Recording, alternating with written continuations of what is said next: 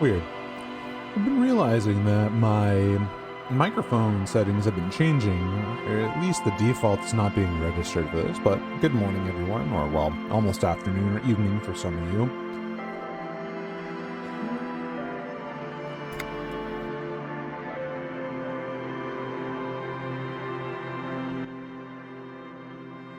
Let's continue on. We have time to fuck around, and we be doing it.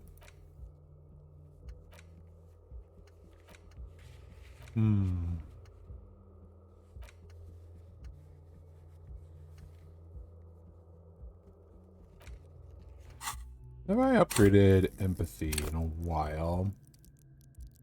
I do have a skill point to use.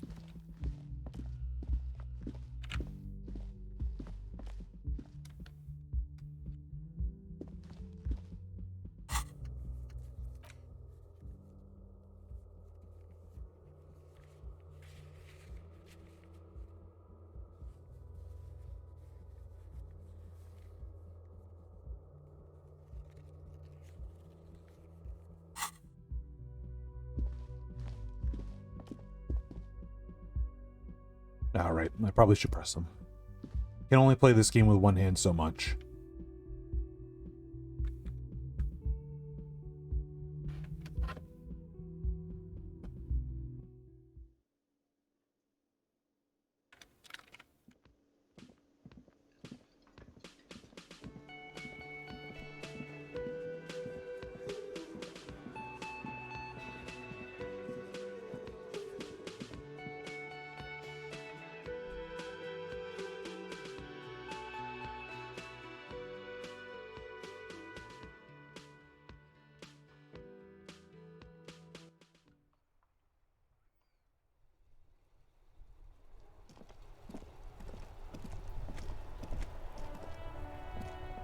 Let's just talk to people. Now it's turning into a kind of a snow limbo, man. What's on your mind?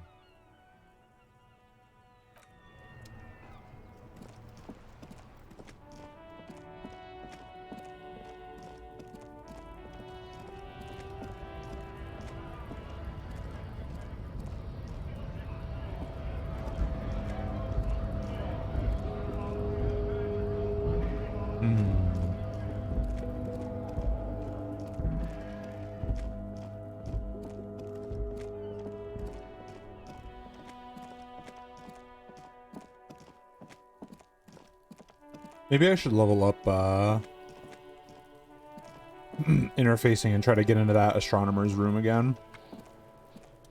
Kuno's like Kuno's dad? Kuno doesn't... Or I could try to get Kuno. I don't think anything really gives me empathy though.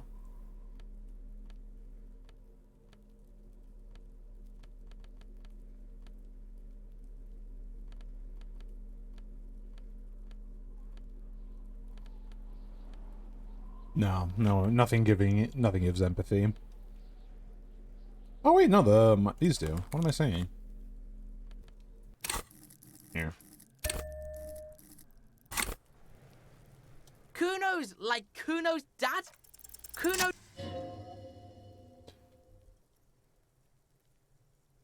Empathy. Legendary success. It's not Kuno. It's Kuno S. Interesting. How? Kuno S is by far the worst of the two.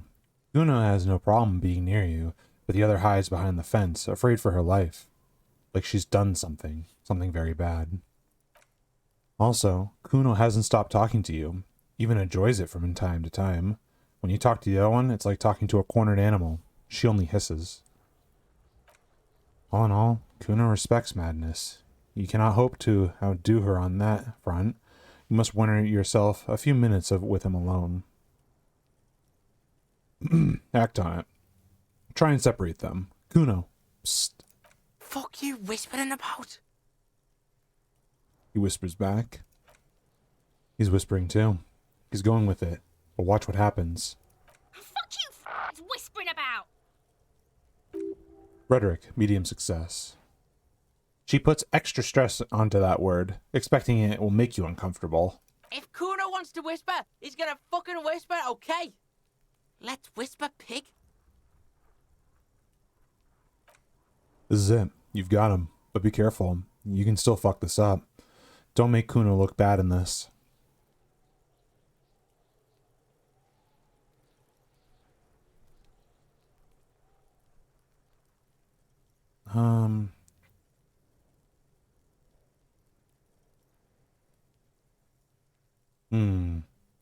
Let's try to go with a little bit on the control aspect.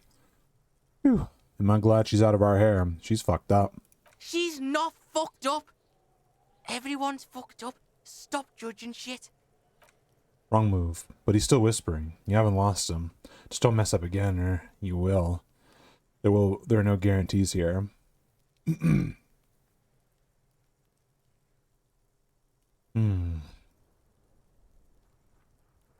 What's up with her? She's terrifying. Crazy scary. Crazy? You don't know the half of it. She's not crazy. She's insane. Dangerous. She's smoked a man. She's done people in. Probably even pigs. I doubt that. Stop talking to him. Kuno, I'm fucking warning you. You're gonna get us into shit. She understands what you're trying to do. Yo, see? Did Kuno not tell ya? Kuno told ya. Kuno talks to whoever he wants. Talk, pig. Kuno's got it under control. He hunches back down again. You did it. They're separated. He's even turned his back to her so she can't read his lips. What do you mean? She smoked someone? Kuno means she killed someone. That's right. She's a killer. Like, actually a killer. Perception, sight, medium success. His little green eyes are fixed on yours. Drama, medium success. He's meant everything he said before, but right now, he not only means it, he's sincere.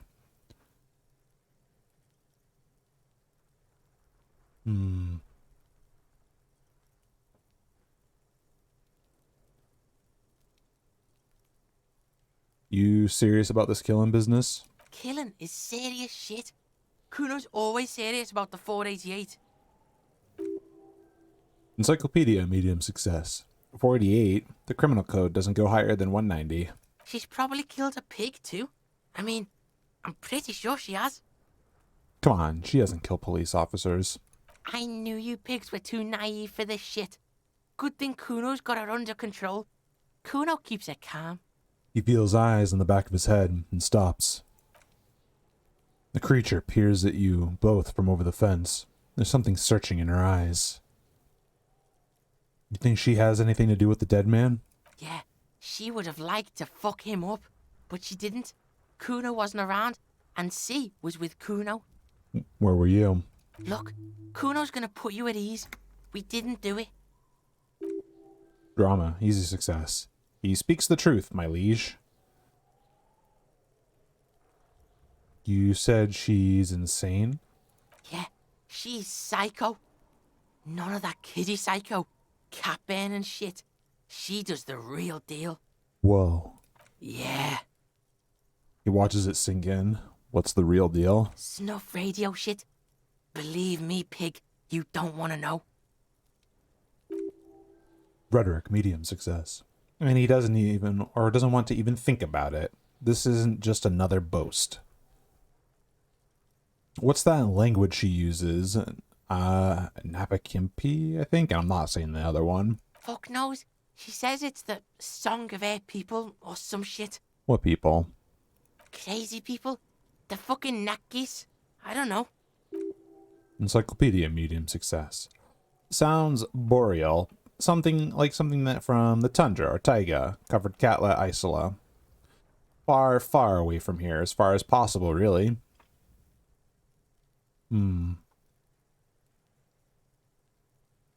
Could she be Suris? Suris? I don't know. Surois. Suris. Like that man from Shelmdall shit.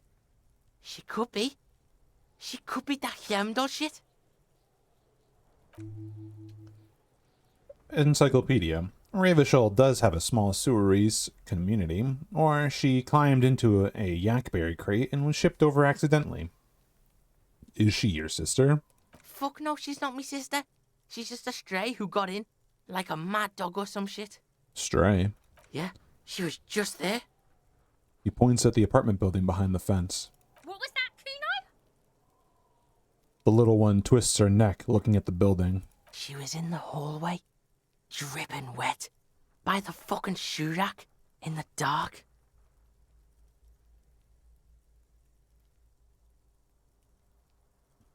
That hallway there, with the janitor's closet? Yeah, that's the place.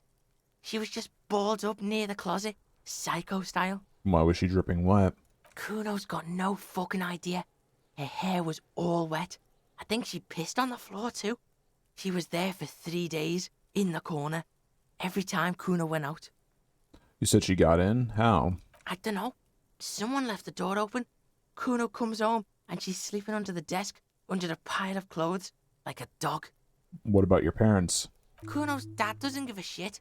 Doesn't even see her there, or thinks it's fucking Kuno. Shit's all on Kuno. Suggestion, medium success. Kuno, Kunes, two of a kind. Why is she called Kunes? 'Cause she fucking looks like Kuno. You don't know her name? No one knows her name. Kuno told you, this shit was psycho killer. Cool. How are you dealing with all of this? How's Kuno dealing? Kuno's dealing just fine. He doesn't need you fucking with any of it. C doesn't either. Kuno's got this shit under control.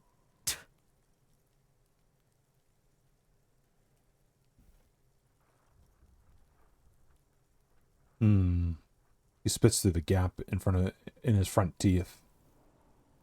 You need backup? I'm here for you. Listen. C is Kuno's go-to. Kuno's protecting her. You fuck with C, you fuck with Kuno. You threaten her. You threaten to take her away. Empathy. This is what it all comes down to. He needs you to take him seriously now. I'm going to kill you. I'll run when you put the cuffs on her, sneak up on you later, and fuck you up. You understand? Understood, Kuno. Alright. Now we can do business. Business? Yeah? What do you want? Kuno can hook you up with... He starts, no longer whispering. Oh, don't hook him up with shit, Kuno. See? Relax. He respects the Kuno. Kuno made him respect the Kuno. You respect the Kuno, you get all kinds of shit. Kuno's gonna get you hooked on illegal narcotics if you run a little errand for the Kuno. Get you hooked, pig. Get his hook in you. Then Kuno gonna get you hooking for more. Cash in big style. Pig hooker. That's right. Kuno's a candy store for pigs now. Get ready to be rewarded. He concludes, spreading his hands like a baker presenting a selection of freshly baked pastries.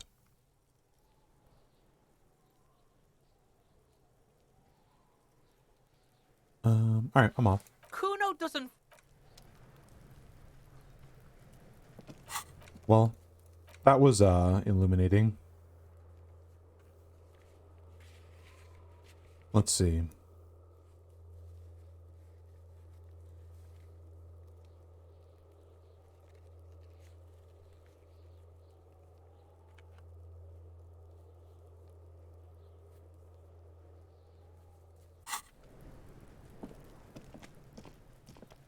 Not enough to level up. Yeah, 8 points off. Then I'll probably bump up my interfacing a bit. Let's see.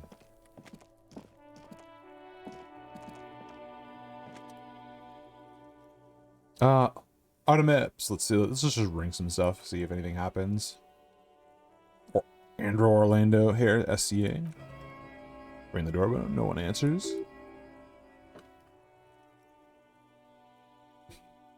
Conceptualization, medium success. What an ominous name for a hair salon. Doesn't bode well for anyone's hair. 24-hour window? Nothing. Emma's Fashion Atelier? Wait for a minute or two, but all you get is a call box, silence. No one answers the call. Slipstream SCA? Here's static, once more. Oh, you hear static from the intercom speaker. It sounds as if someone has picked up the receiver, but isn't saying anything. Hello? Is anyone there? Yes, hello. This is Tricentennial Electric. This is a woman's voice, crackling and fragile through the static. Have you come to place an order? Conceptualization, medium success. She sounds almost antique, as if her voice was being played off an old wax cylinder. Her receiver must not be working properly. Reaction speed, medium success. Wait, what happened to Slipstream SCA? There's no Tricentennial Electrics on the list? Hold up a second. Yeah, my reaction speed's right.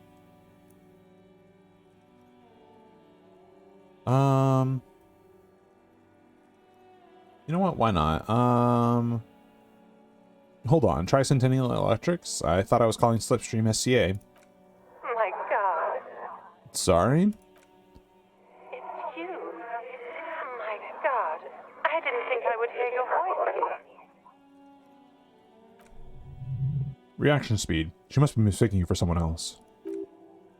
Drama, medium success. Who cares that you don't remember her? Just go along with it.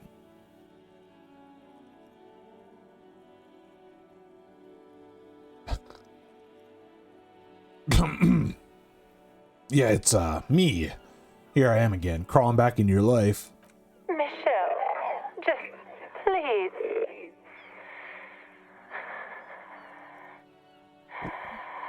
ASMR.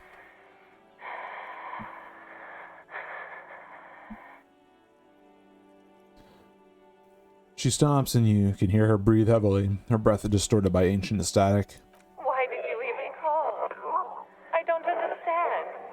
You've been gone for months. I thought you didn't care.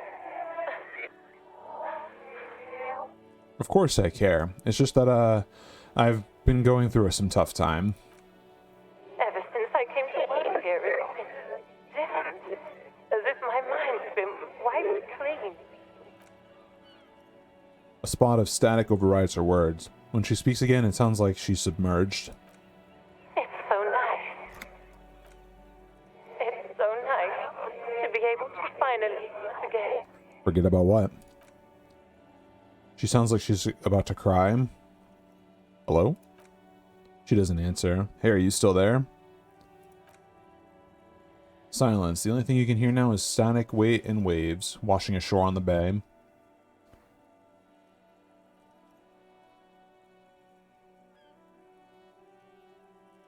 What just happened? Another seagull passes by. It's getting cold standing here, staring at the silent call box. Alright, it's a goodbye then. Hang it up.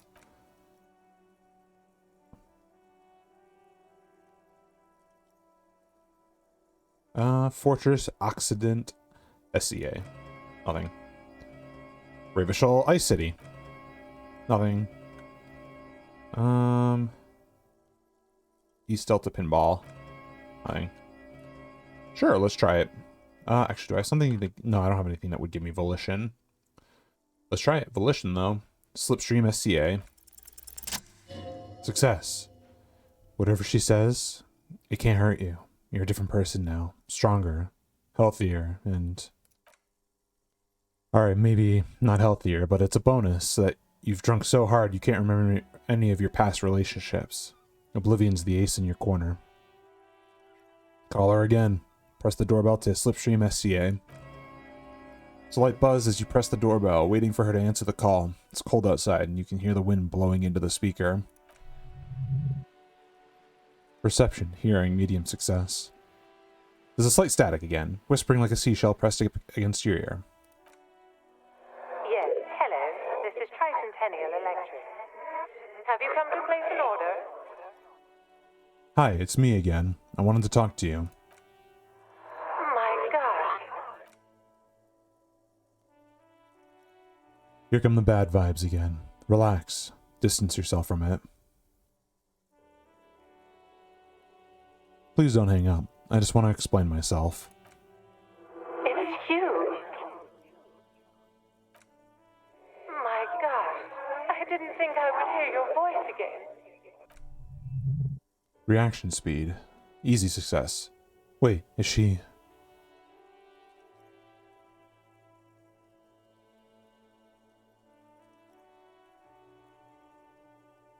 Didn't you already say that the last time we talked? Michelle, just please. Even her breathing, the way her voice drops when she finishes the sentence sounds exactly the same. Why did you even call? I don't understand. You've been gone for months. I thought you didn't care. Drama, medium success. Is this some kind of joke? It doesn't matter what I say, you're just going to continue, right? The voice from the intercom doesn't answer, but you can hear her breathing. Wind blows into your microphone again, crackling and echoing in the box. Is it over? Can we talk now? Ever since I came to work here, it's been different. As if my mind's been wiped clean. Say nothing. It's so nice. It's so nice to be able to finally forget about you. And then it hits you. You're recording. She tries again to not to cry, and still doesn't succeed completely. Her quiet sobs sound old and distant, as if her voice is being played off of a wax cylinder. Empathy, medium success. Real or not, your mirror neurons react. It feels painful to listen to this.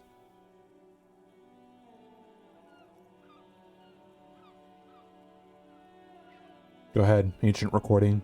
Cry then. Her sound melts into the static from a long-distance phone call. From time to time, you can hear people talking in the distance, but you can't make out any words. And this is where you hung up the call last time, but the recording is still going. Keep listening. A phone rings in the office with an old-fashioned chime, and someone walks by in a pair of heels. The static is like a warm blanket wrapped around the sound. Is anyone there? No one replies, but the static grows stronger like rainfall. Then a female voice speaks out, completely different from the one before. Glorious and total somehow, crawling inside your head. Shivers, trivial success. Her words are too cold to comprehend. She smells of sodium lights and rain streaks on car windows. Eyes like pilot lights watch your shape in dark hallways, guttering. What is happening to me? A strange and alien thought pattern ends. You're left staring at the electronic doorbell.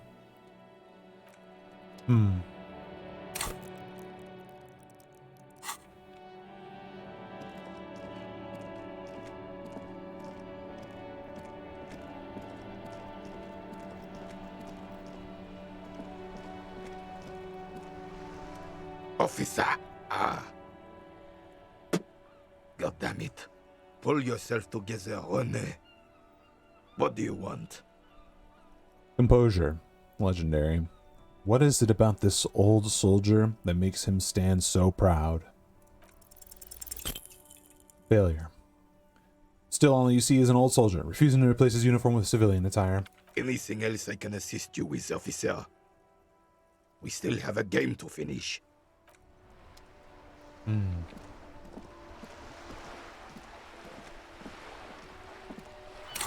Oh, I probably should have put different clothes on. I think I have something that boosts composure. Yeah. Whoopsie.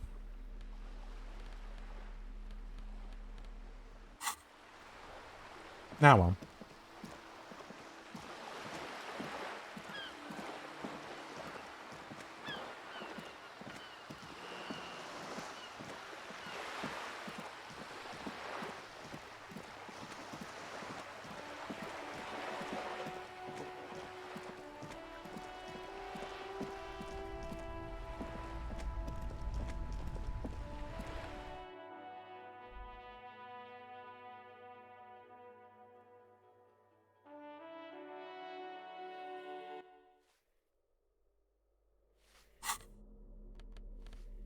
Let's see, I need some conceptualization boosting.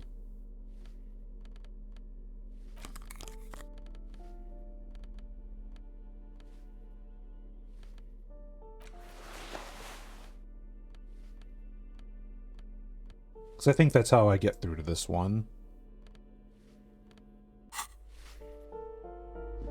I'll talk to the cleaning lady about Kunes if I can.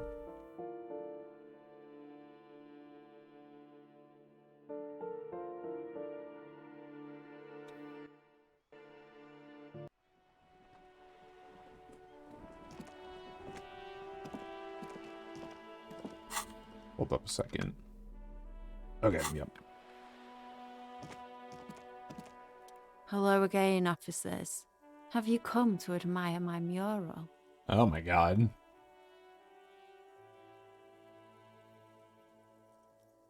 So you won't talk about the murder, but maybe you can tell me something about the murder victim's missing armor? What do I care about some fucking tin eggshells? Isn't armor art? Art for the, body? Ugh, alright, sad piggy. I'll give you this one. I saw a little girl in the fishing village running around with military-grade handwear. Looked cute as hell. Reaction speed, trivial success. The little girl had been Little Lily. It's not a bad place to start. I know a little girl in the village, Little Lily. Could have been her. Small kid with giant white armored hands. If you've seen one of them, you've seen them all. Catch you later, Cindy. Although, I suppose she doesn't really give a shit. I need to boost up conceptualization if I want to. Do that one. I really would actually like to paint that mural. Alright, lady, what's up? Give me a moment. I have a few questions about those apartments. Ask away, policeman. Oh. She doesn't have anything for me. That's a shame. Let's see.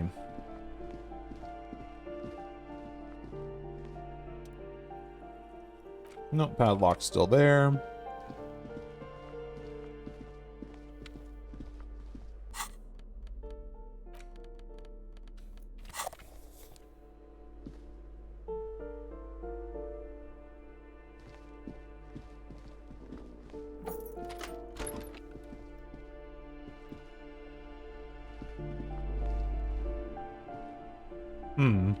This room seems to be accessible.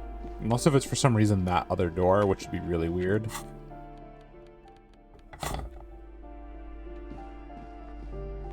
Let's go talk to Joyce. Maybe I can get the esprit de corps check for her.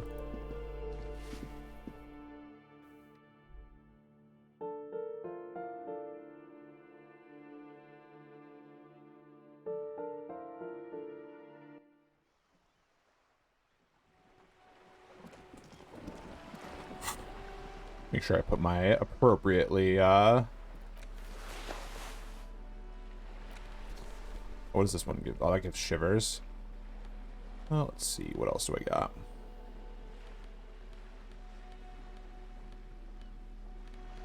Probably not much. It's very little that gives that. Could give, you know, have authority. Yeah. Nothing minusing, right? Yep.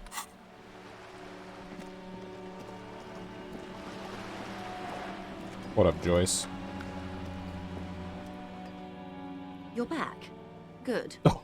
What can I help you with? Show her your badge. I found my badge, by the way. By love, you did. She inspects the piece of blue plastic, her eyes scanning from left to right.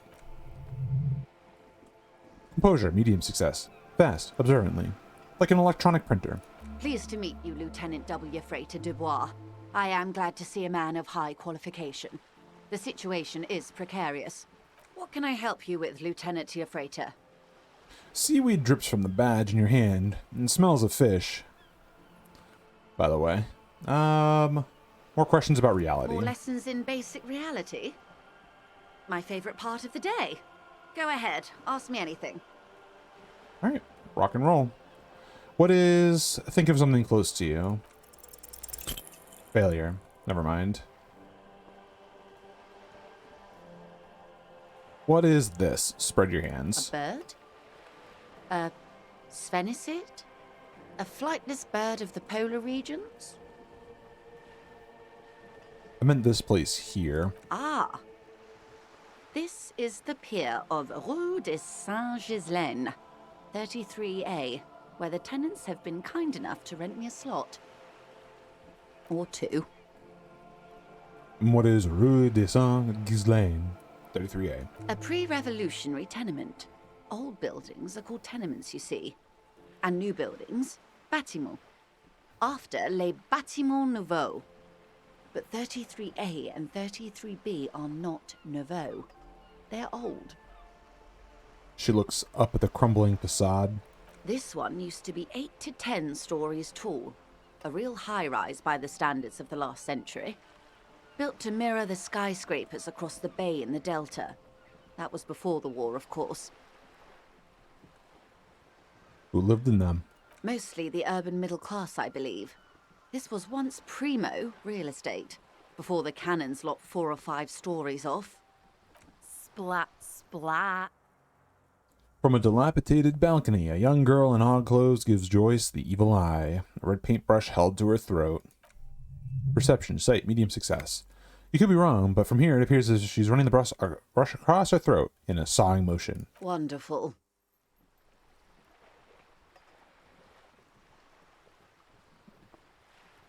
What is that? Point to Cindy the skull. The girl in the old lady rags. Yes. Looks like a sullen and rebellious member of a teen infraculture. Infraculture? Yes. You and I belong to the supraculture. We're common, the herd. The music on the radio, the food in the chain restaurant, those are all too popular for the girl in the old lady rags. She prefers a fantasy world, an infraculture with its own dress code and vernacular. It is an illusion, I'm afraid. There is no refuge from the supraculture. Okay, now explain it to me, but a child, or make it more complicated somehow. No, I think I understand everything. Make it more complicated. I can't. That's how simple it is. One may dye their hair green and wear their grandma's coat all they want. Capital has the ability to subsume all critiques into itself. Even those who would critique capital end up reinforcing it instead. All right. What next? Conceptualization, medium success. Suddenly, you're not so sure you're part of the superculture. I think I may be part of an infraculture. And what would that be? I don't know. I just feel it. Ah, yes. That is what counts, I suppose. For my part, I was more of a new girl. The new? The new. A cultural era. And the name of the decade it ravished, the 30s. It came out of post-revolutionary Revachol. It was ultra-liberal. It involved lots of partying, as you might imagine, and champagne-colored everything. By the looks of it, that would have been when you came of age. Now.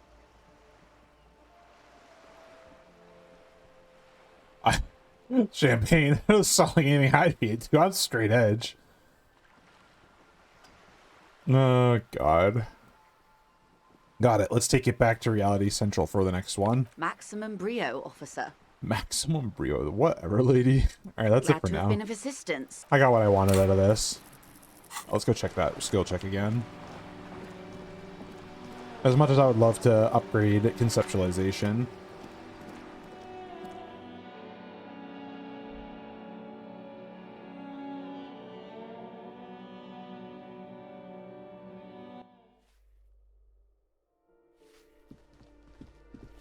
I think it's interfacing for this door. Yep, interfacing.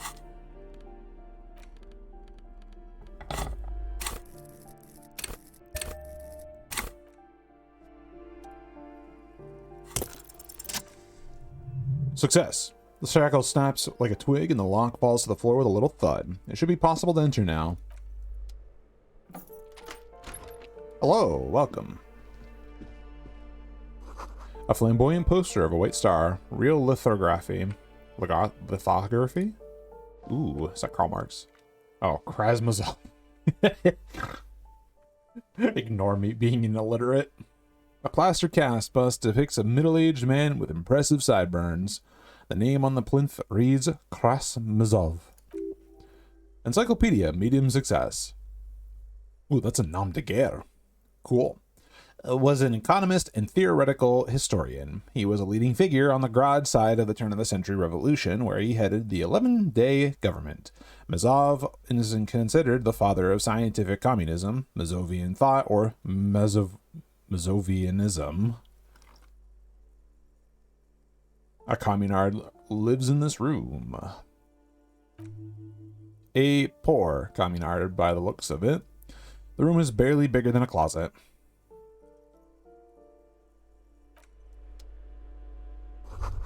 Photos of revolutionaries posing with guns. Revolutionaries love to pose with their guns. Books of critical theory on the monstrosities of capital and such.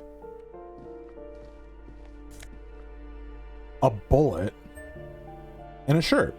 Samarizian lounge jacket. Wait, that's just straight up a jacket? Oh, oh shit. Ooh. Ooh, damn, dude. Looking good. Hold up. Let's play fashion real quick. What do we got for pants? Not many.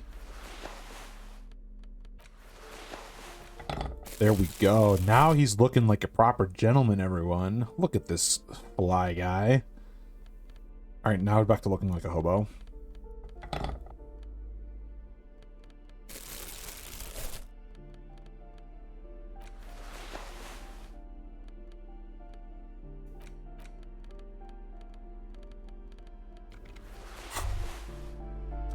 Oh. Volition. These are some wonderfully regular pants. Not too tight, not too loose, moderate in every sense. You'll blend right in at some pleasant dinner party. Oops, it's a fashion faux pas. I like regular, normal things.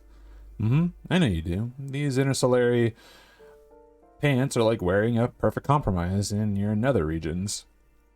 No one will call the moral intern on you like this. That's for sure.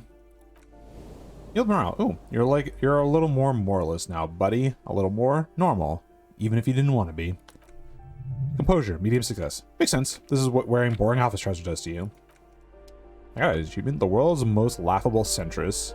Defend the political center 7 times. Bro, I literally just put on some fucking pants. Go away. Give me my flare cut trousers again.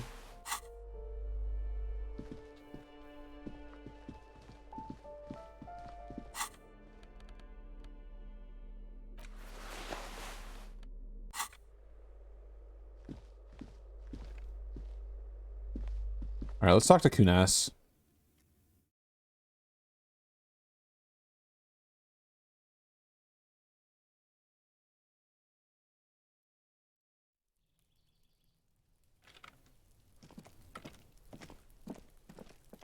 Ooh, maybe I should stack up empathy.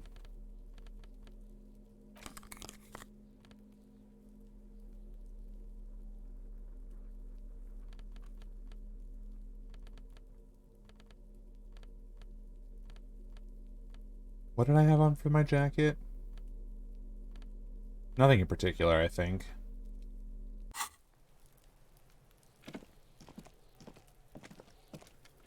Trying to sneak up on me? Maybe I have to talk to her from the other side of the fence.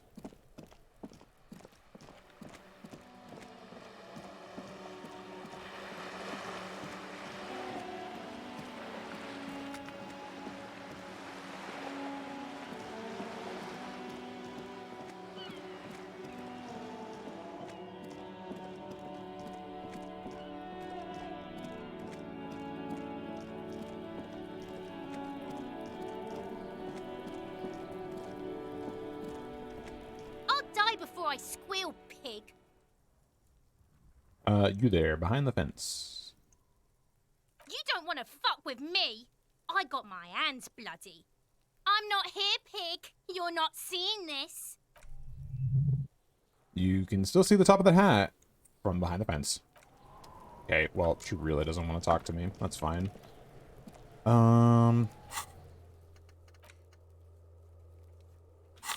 Yeah, let's see if I can go grab the gloves. Might as well. I have time to fuck around. Because I'm without Kim. Because I can't talk to her without Kim.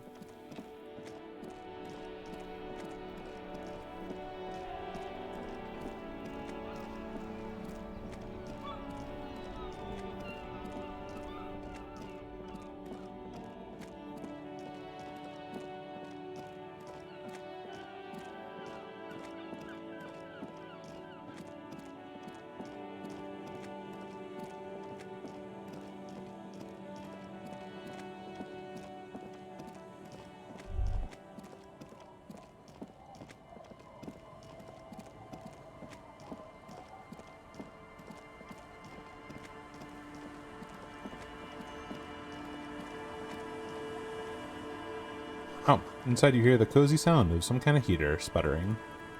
Is it this building? I can't enter this one.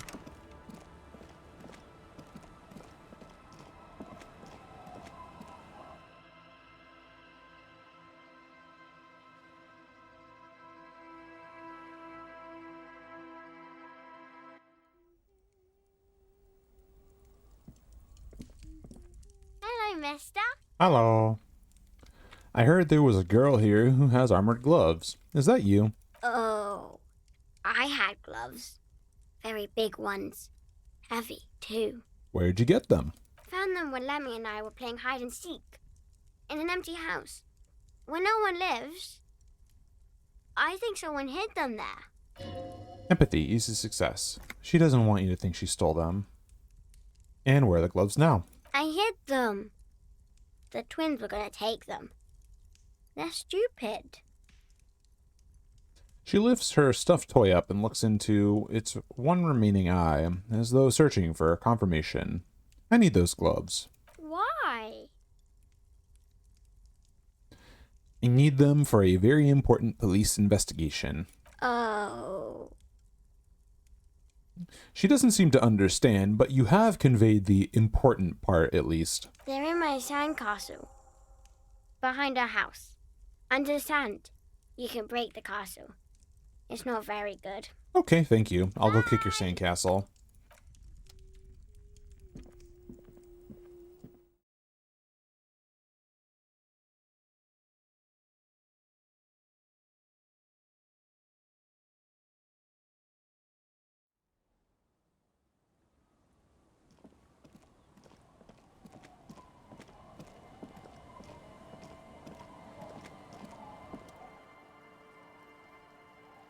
Weather has not been kind to Lily's little sandcastle. The once mighty towers are quickly eroding away. You can see something shining back to you from what must have been the vast underground catacomb network. Reach in the catacombs and pull... Actually, broken. A gush of wind disintegrates another piece of the cellar ceiling, exposing more of the mysterious glimmer underneath. The shithole's about to collapse. Visual calculus, medium success. Smooth, reflect the surface. Are these the gloves you've been looking for? Reach into the catacombs and pull out the shiny object. Wonderful. The walls and floor give way to the giant's greed, collapse and present to you with a pair of ceramic gauntlets. +2 interfacing. Damn, dude. Look at that. Dude. I think that's my little book trying to find and equip all the armor pieces.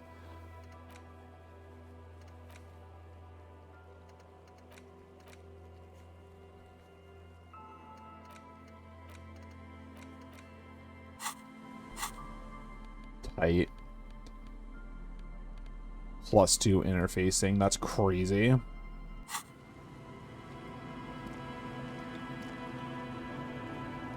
Yeah, I didn't really fuck around back here. So let's explore a little more.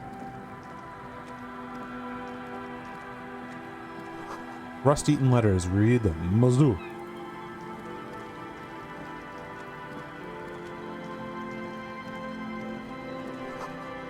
Looking back at you from the rust-colored water. You.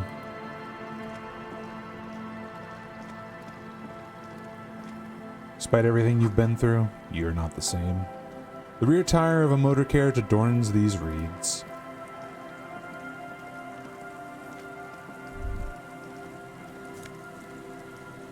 Wonderful. A couple of healing items. Nice to have. Quick travel to the church. Ooh. A kick drum pulse. The music is coming from somewhere on the ice.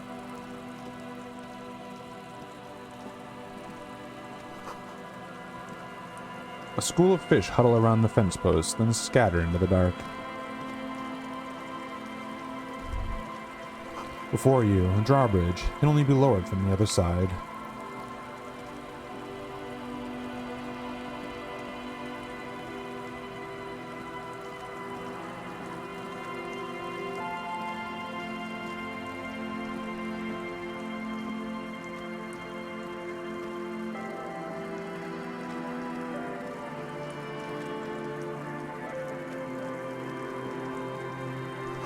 Must have taken a lot of patience to do this.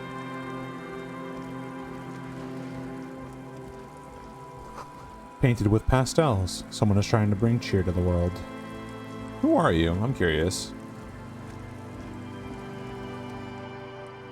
Estelle, a shaggy-looking girl in her late teens or early 20s kneels on the ice with an electronic contraption in her hand. Hearing you approach, she looks up. Oh. Hello there. Empathy, easy success. It's cold out here, but she's not wearing a hat. She must be freezing. Dear child, it's freezing. Where's your hat? Huh? I said you should have a hat on. So should you. I should, and I do. Point at your hat. Oh. I didn't notice that. It's nice. You should wear one too if you plan on staying outside in this weather. Yeah, well... Look, man, fuck the hat. Authority, medium success. What did she just say? That's not how you were. A civilian is supposed to address an officer of the law.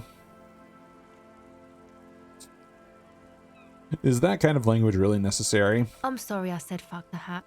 I was concentrating on something else. My whole family swears and it rubbed off on me.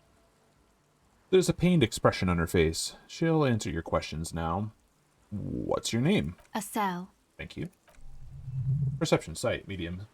Success. Her hair is dyed blonde, with dark roots showing. There's a coarseness to her features, some masculinity below the timidness. And your surname? Why? I'm from the police. It's for the paperwork. Okay, it's Burger. Authority, medium success. You have little reason to doubt that that's her real name, but she's not all that surprised by this cop show questioning, is she? What's that device you have there? This is a portable recording device. It's for field recording. Low quality, but still. And the wires? Actually, just one wire. I picked on it till the braiding came loose. The wire leads to a contact microphone. And what's a contact microphone? A contact mic records sounds from inside things, like this ice. Encyclopedia, medium success. Your mangled brain would like you to know that there is a boxer called Contact Mike. Thanks. Yeah, any news on my wife's name? How about my mother? No. You're welcome.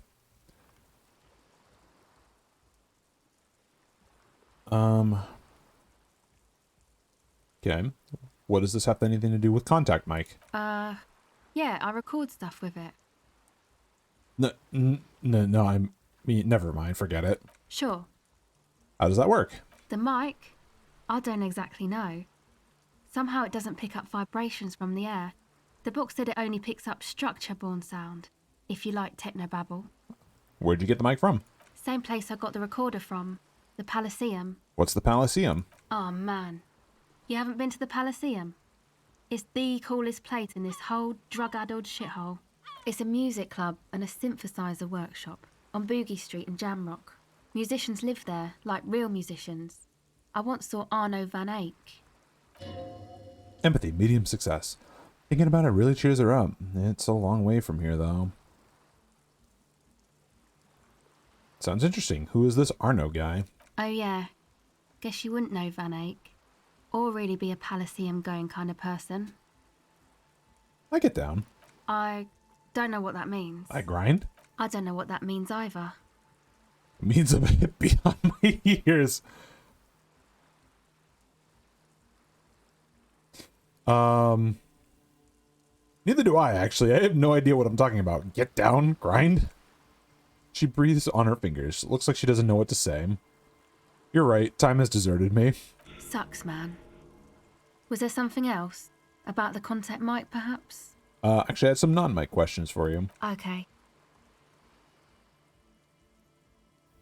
You seem surprisingly comfortable with being questioned. Why is that? Well, it's just questioning, right? You're just questioning me. It's what cops do. Drama, challenging success. Fast and clean, a good one. Can't quite say it's a lie, but feels like one. She's better at lying than she'd like everyone to know. Have you been questioned before? Once or twice, yeah. I'm sorry I haven't had the Revachol experience they get east of the river. So what's on the east of the river, or what's east of the river? Rich people. Rich people are east of the river. Let me guess. Rich people aren't from around here. Strange, the existence of rich people. I'd like to be one too. Where's that boot? Oh, God.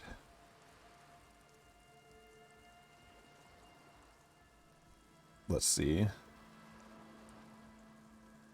Must be very special people to be so rich. Oh, they are. And I'm scum. You're not scum. Oh, but I am. So what trouble you've gotten into with the police? The usual.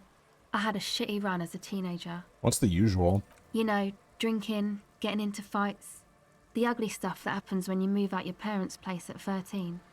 In Forberg. Ooh, rough. Conceptualization medium success. Interesting term. Time to glean some knowledge. Wait, what is Infoberg? Is this a rhetorical question? No, I literally can't remember even the most basic terms sometimes. Okay. It's a huge ghetto just south of Jamrock. I know what Jamrock is, but let's say I didn't. Come on, man, we're in it. This is North Jamrock. Martinez, sort of. The technicalities are confusing. Encyclopedia medium success. Jamrock is a district of Revachol, comprised of the following quarters: Pox, Villalobos, probably butchered that horribly, Central Jamrock, Grand Coron, Old South, and the Valley of the Dogs. Learning is great. Why did you need to move out at such a tender age? My dad was a drunk. Plus, I guess, I just wanted to drink too, you know. Get my party on. You know what? I think you've really learned something from all those times you've been questioned. Good. Some of your lives have been pretty good. No. Drinking and partying and disco music are bad for you. You should take me as a warning example. God, I had another question. Go ahead. That's it for now. Okay. Alright, lady, I'm so sorry for fucking hassling the shit out of you. Trash from some unending party. Pole screwed into the ice keeps the tent erect. More tribalistic markings. This post is covered in little humanoids. Ooh, a tent. I can actually go in the tent? Damn. Oh, tent flap. The tent is just tarpaulin fabric covering a pile of stuff. The flap is open. Inside, 3 young men are listening to some new form of music. It's like nothing you've ever heard. One of them looks at you. Come on, get in and close the flap behind you. The warm stuff's getting out. Authority, medium success. It's safe to assume that this is their leader, or at least he thinks he is. Sure, squeeze in.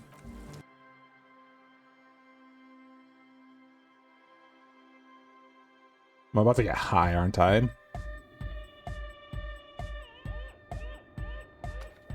Nice. Canisters filled with what appears to be water. The label says distilled. A speaker, the big kind they use for live music.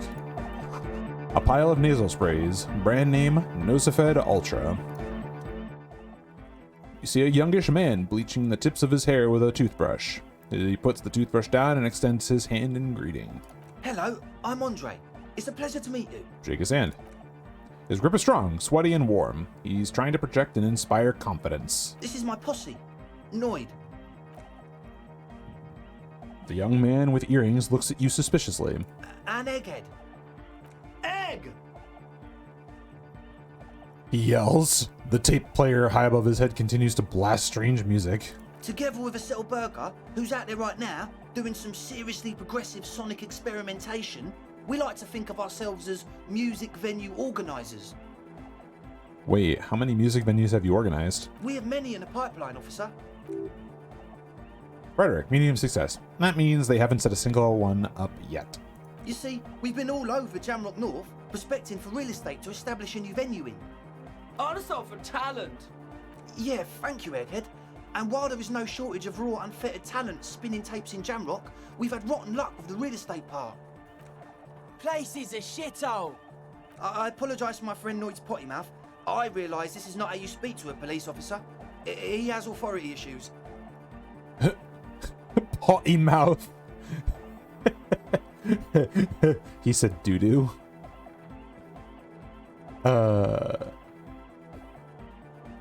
There's no need. The place is pretty bad. Which brings me to the problem of occupied ecclesiastical property. I bet you've noticed the derelict hive of narcomania on the coast. What are you talking about? I'm talking about the church. And I'm not exaggerating.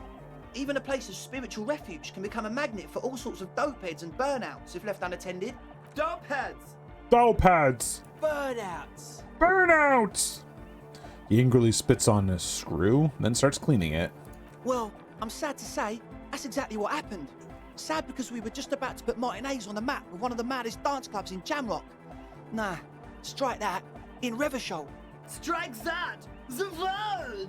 And sadder yet, because the dopeheads and burnouts hold up in there are the worst kind. Composure, easy success. He leans back a little, watching you with a steady, serious gaze, letting you imagine just how bad those dopeheads and burnouts really are. Rhetoric, easy success. Good. This calls for an opinion. You're an expert on those. What kind? The spooky kind. What exactly do you mean by spooky? I was hoping you would be the judge of that, officer. All I can say is, their spookiness is the kind that keeps us from restoring this church into a community centre and a place of spiritual refuge. Also, they don't eat or clean the building. Shit's gonna collapse. People just wanna spin tapes without them spooking it up. Place has bad signs. No one can dance like that. Thank you, Egghead. So you're gonna look into it, right? It should be a police matter. Getting them out. Whatever spooky stuff they're doing, I'm sure it's not what the Ecclesiastes meant their property for. I'll make up my mind later. I have questions for you first. All right, man. Who exactly are these people inside the church? Truth is, I don't really know. None of us do. I don't even know how many there are. All we've seen are glimpses. You haven't seen them and you want the police involved. Well, there's also the machinery. When I first scouted the place, back in February, it was abandoned, empty. Took some time getting the crew together. So about 2 weeks ago, we came here hoping to set the stuff up. Suddenly, there are all these strange machines lying around in there. One of them has wires running into bowls of water. Wires into water. Never seen anything like it. Andre, tell him about the feeling. Oh, and it felt like there was something in there with us, watching us from the dark. No, the other one. Which other one? I'm not as in tune with my emotions as you are, Egg. Felt like silence. Awful silence. Empathy, challenging success. For this man, even regular silence is awful enough. But that was something greater. But you haven't physically seen anyone? Not exactly. We've just seen someone who we think is a woman go in and out of the church. A couple of times. And we felt someone or something eyeing us inside. But that's kinda it. So how can you be sure they're burnouts and dopeheads if you haven't even seen them? Well, honestly, I can't. But I am. What's up, Dragon? Rhetoric, medium success. This is a below feeble attempt at avoidance. Basically, he's attempting to weaponize idiocy.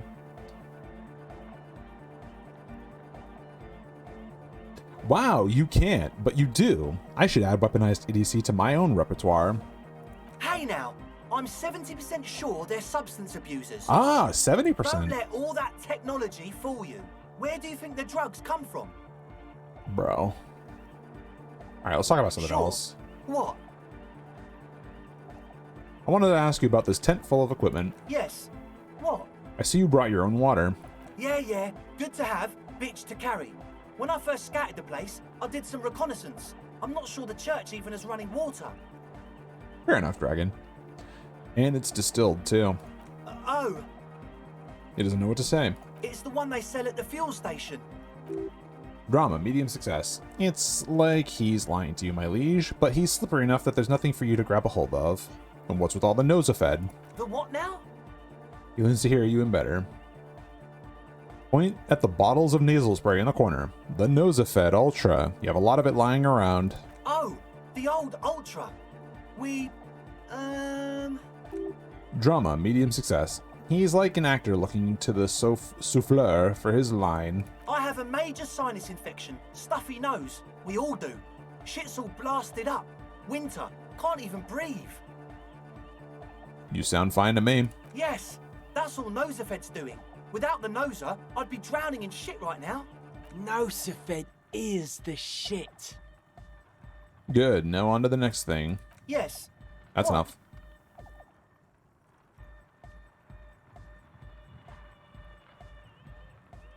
I'll stack logic later. Mention some kind of ecclesiate own the church. Who are these people? Oh yeah, that's a meteor and name for the founding party. Thought it'd be cool to use it.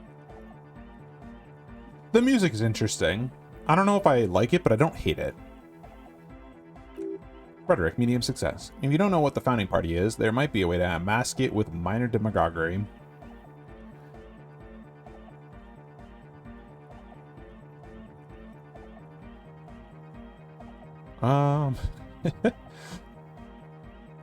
Before we go on, what do you mean by meteorin? You know, of Meteo, concerning Meteo. Meteo? Meteo, a country on Muindi, on the Muindi Isla. Encyclopedia, medium success. One of the poorest of the first world nations today, but once a great ancient civilization. Capital, Thalikos by Pisantic. Mask it. Now humor me, Andre. What is the founding party? Come to think of it, I've never really looked them up, you know. I can't give you a precise definition, but they're a very powerful religious organization.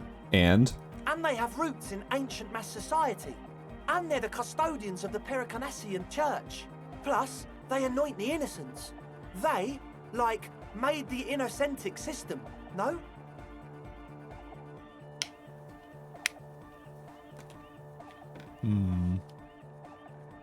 Now, Andre, in your opinion, would this ancient religious organization who anoints the innocents want a dance club in one of their churches? Totally. There isn't a trace of doubt in his voice. The Pericarnassian Church is about love. And Nordic music is about love. I got love for my Pericarnassian posse. Love is the relay out of death. We dance. He violently shakes the tape player as if to see if he can break it. Love is hardcore. Unity. Unity. Make some noise for my Insulindian posse. He turns the volume up, then looks at you with a knowing nod, as if it's obvious you will now break into dance.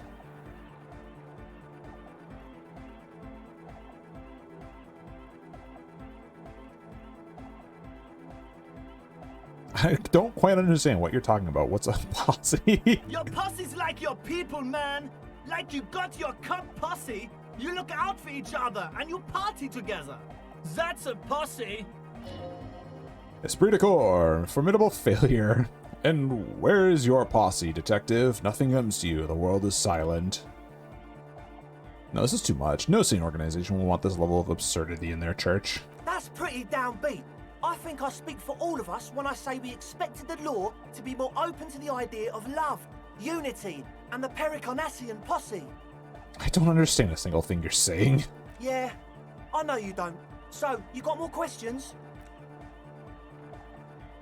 That's it for If now. you decide to look into the matter of the church, you know where to find us. He flashes you a competent smile.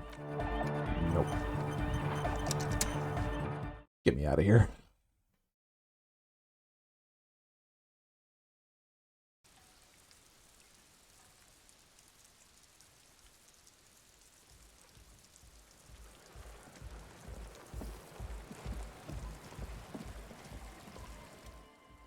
Pile of Eternite. Fan of Eternite has planted into the snow. 2 poles are holding it up. Interfacing. Easy success. Barely holding it up. It can fall over any minute. Strong gust of wind might do it enough. What is this? Looks like a makeshift bridge, currently drawn up.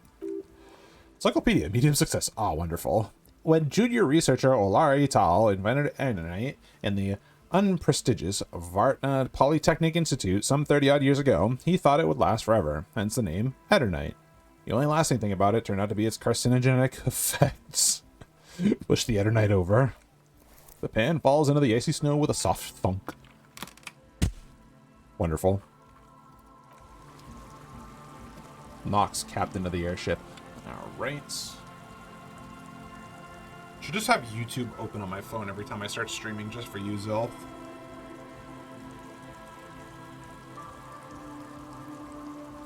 Oh, you linked? Oh, bless your soul. You're getting better at this.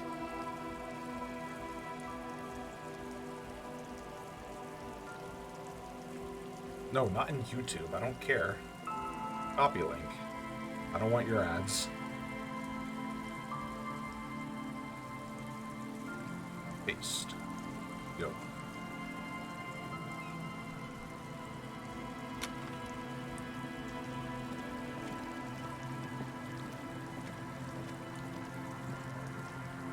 Two-minute mark?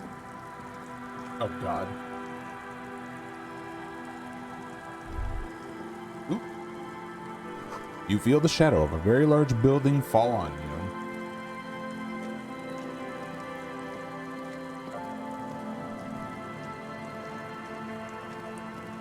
I'm gonna let that run for a moment. An altar shrouded in dark, or something like that. It's too dark to tell.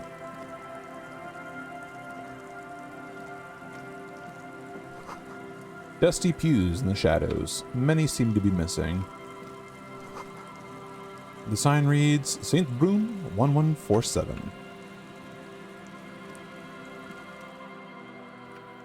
Let's see. Before I continue, let's do this little thing for Zilf here.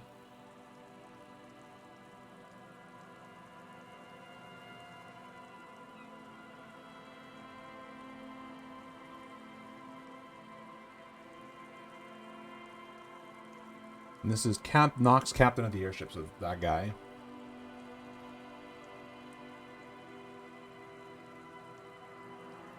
Intoxicating. Mysteries?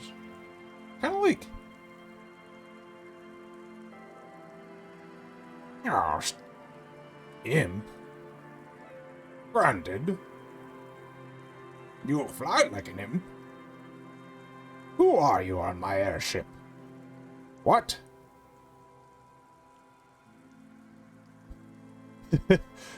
I'll throw you overboard, and gravity will be your guide into some other life. I don't know who I'm talking to. This kid is setting up a weird television. How's that for you, bud? Alright. Heavy wooden doors more than twice your height stand shut in front of you. The rectangular, sea-worn ornamentation appears in stark contrast to the padlock carelessly drilled into the wood. Inspect the carpentry. Carving on the door is block-like and angular, like the church itself. Two large beams shoot downwards, sinking into the wood before they reach the threshold. Run your hand over the beam. The surface is smooth from the wind, but moist to the touch. Wonderful. Feels exceptional. 300 tons of pine wood fit together seamlessly. It's old too, cut and carved many centuries ago. Rattle the doors to see if they open. Nothing happens, only the sound of the padlock rattling against the door. Take a look at the padlock. This cheap-looking padlock is sturdily built. It shackles together a hasp and a staple screwed into the wooden door. The lock adorned with a yellow sticker. Interfacing, medium success. It'll be easier to break the staple than the lock. Also, the sticker is interesting, somehow. Look at the sticker. You see a yellow circle with two X's and a big curve below them that looks like a mouth. You're pretty sure you haven't seen it before, but what the symbol depicts is clear enough. A smiling dead guy. The curve makes it smile and the X's make it dead. Conceptualization, medium success. There is something blindingly modern about this symbol. Its modernness puts to shame everything you've seen before. Gawk has it. Wonderful. What makes it so modern? It's the contrast between the cheery chemical yellow and the rigor mortis. As if the cheery guy didn't know he was dead, or the dead guy didn't know or didn't care that he was. Either way, you get the sense the forces of future are at work here. Take another look at the boring padlock, for absurdity's sake. This cheap-looking padlock is sturdily built. Shackled seat, blah, blah, blah. Yep. Interfacing. Ooh, wait, hold up. Can I get slightly more interfacing? Just so I can make that 100%. I want it. I want the sticker.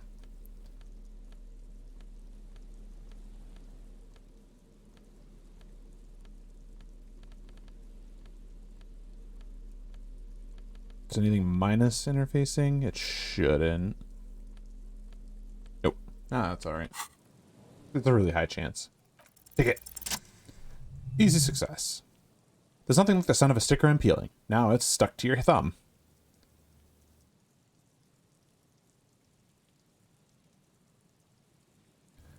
Put the sticker in your ledger after the last entry, where it belongs.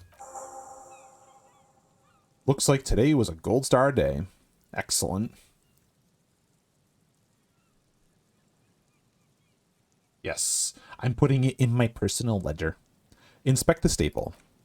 The padlock passes through a staple that has been hastily attached to the wood. Closer inspection reveals that one of the screws is not a screw at all, but a nail. The work has been done recently is an unprofessional, to say the least.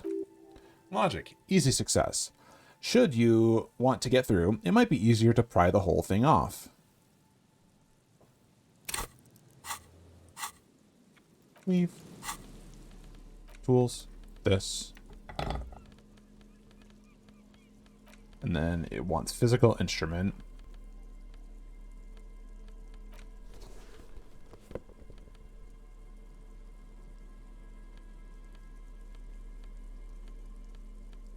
I think that's all I get for physical instrument.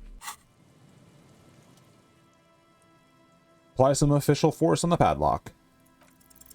What? A minute or so of mauling away at the lock has led to no success. The pry bar in your hand has given you 0 mechanical advantage. The door remains unchanged and closed with the padlock. Shame. Warrior best PvP character in that game. Big rock fist smashes earth and everyone under. Boom.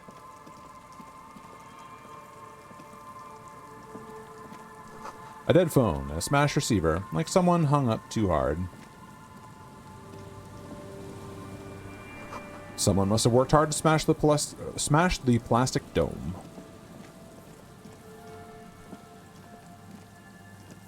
What's this? Railing. Someone has left an unidentifiable article of clothing on the railing. It smells really bad. Touch it. The cloth, if you can still call it that, makes a soft crunching sound as you thrust your finger into it. Take a closer look. It's streaked with dried seagull shit and dangled with pieces of seaweed. A dangling arm suggests that there might be a jacket beneath the crust of filth.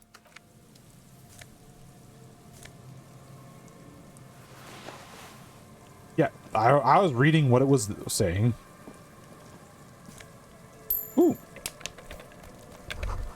Vagrant roof. Makeshift roof. Vagrants have tried to make the boardwalk habitable. The tarp will keep you out neither rain nor snow nor wind. Crunchy. Ooh, postcard. A coin-operated weighing machine. Hasn't been used in a decade. Ooh. Nerd glasses. Vagrants have recently painted the tarp red. Water drips from it.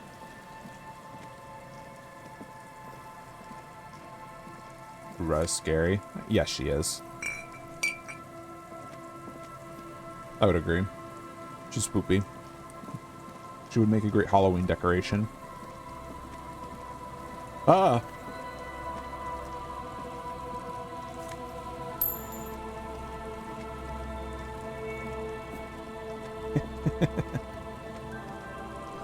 A big wine canister. It's open and empty. Ooh. Perception. Smell. The smell. It's awful and familiar.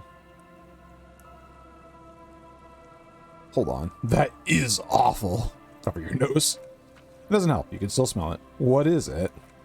You don't recognize it? That hideous pungency? The faintly cloying sweetness? Only death smells like that. Half-light. Easy success. Something cold wakes up in the pit of your stomach. Beer. The dead corpse, isn't it? Yes. A sense of dread washes over you as you look ahead. Careful, these are floorboards look rotten and weak. Oh, I just leveled up. Uh-oh.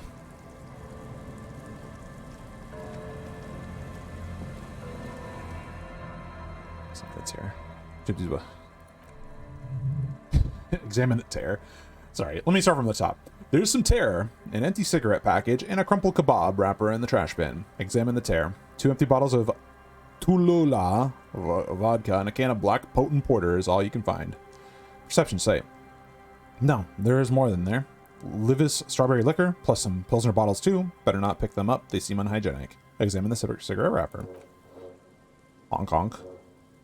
What the hell? Whoever tossed it here was a heavy smoker. The brand name reads Red Astra. Medium success. Red Astra is the black market version of Astra cigarettes, known for their high tar content. Examine the kebab wrapper.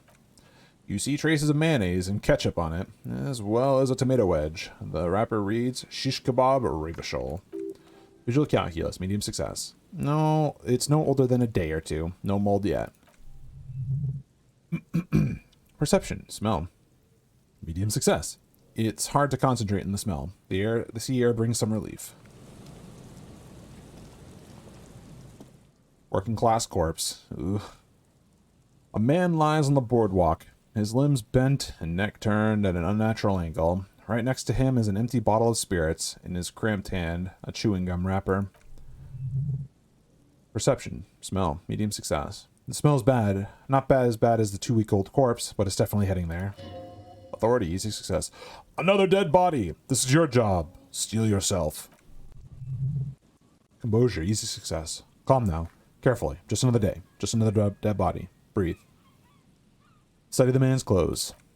He's wearing mud-caked boots, beige trousers, and an old brown leather jacket with a bright blue lining. There's traces of kebab sauce on his chest. Composure, medium success. The leather jacket suits him well. It must be custom made. Search his pockets.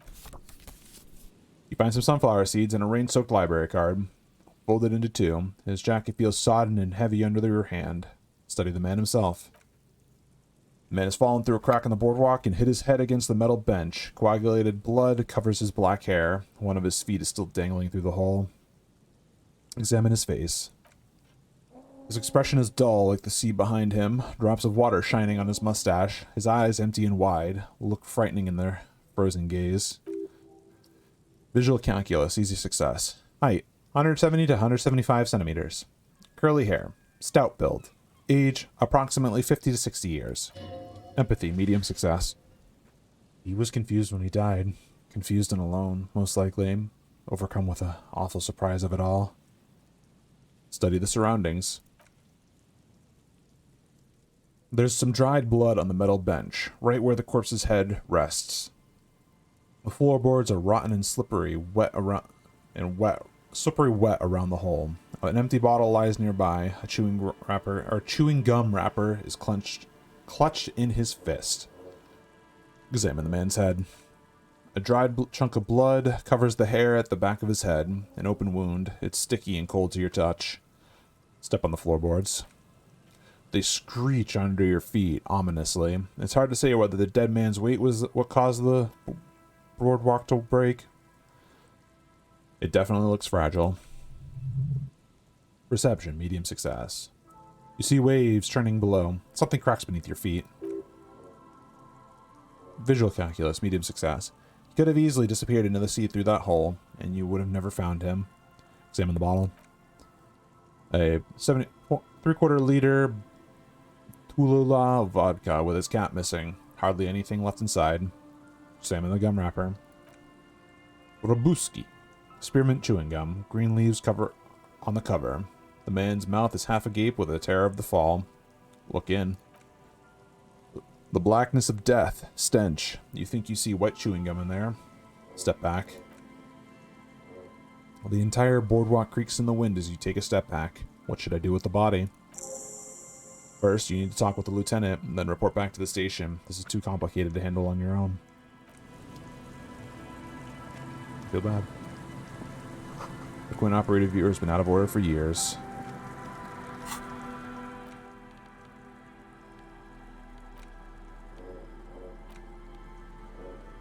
The fucking horrific necktie wants to talk to me. That's why it highlighted itself. Nah, never mind.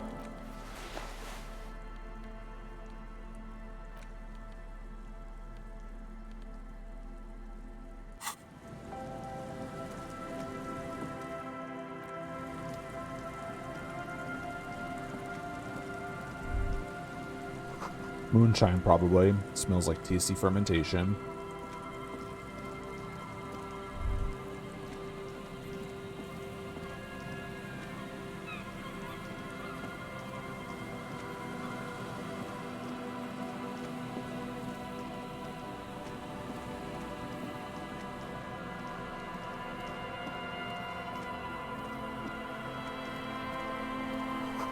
Bars cover these long, dusty windows.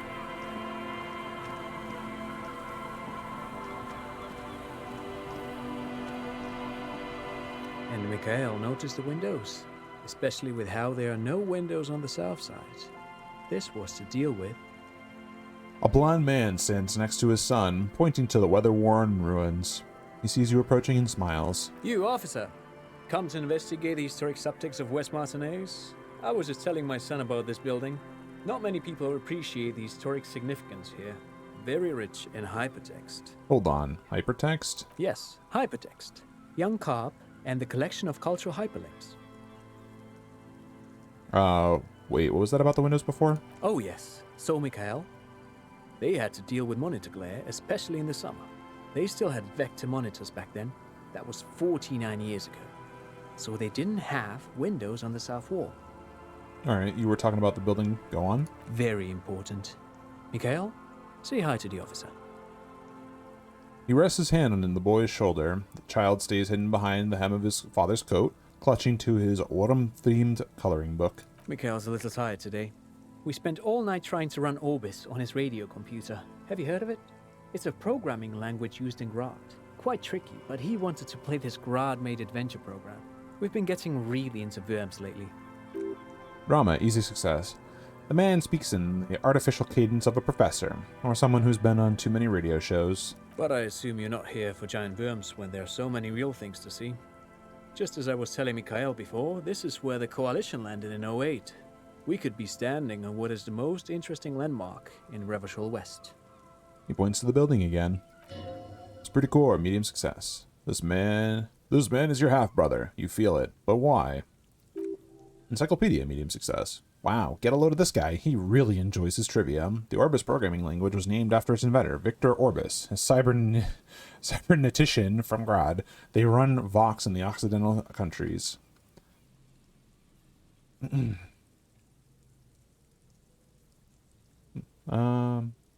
Look like someone who has money. Do you have any money? Maybe later I'll ask him. Great, thank you for all the interesting information. No, thanks to you for having me and little Mikhail here to pick your brain. A very interesting conversation indeed. I didn't... Rhetoric, medium success. Yeah, pick your brain. If anything, this was rather one-sided. He did the talking. Whatever.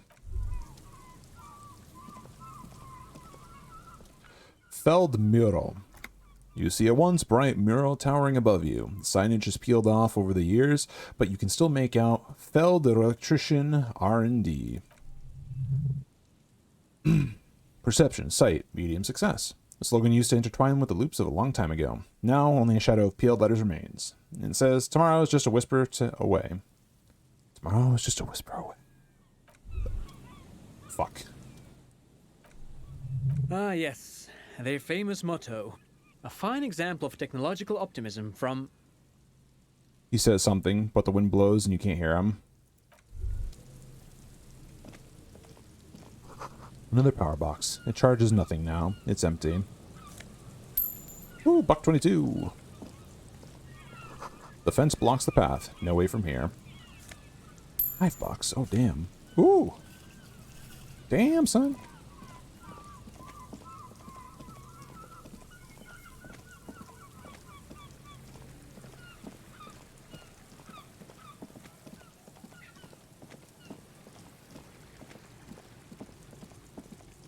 I haven't quite explored around these areas. Like a little, like over here at least. Yeah, see. Ooh, hold up. Get back here. A little black swallow circles above you. You hear it chirp. The water runs from the west. The source is upstream. A broken pipe?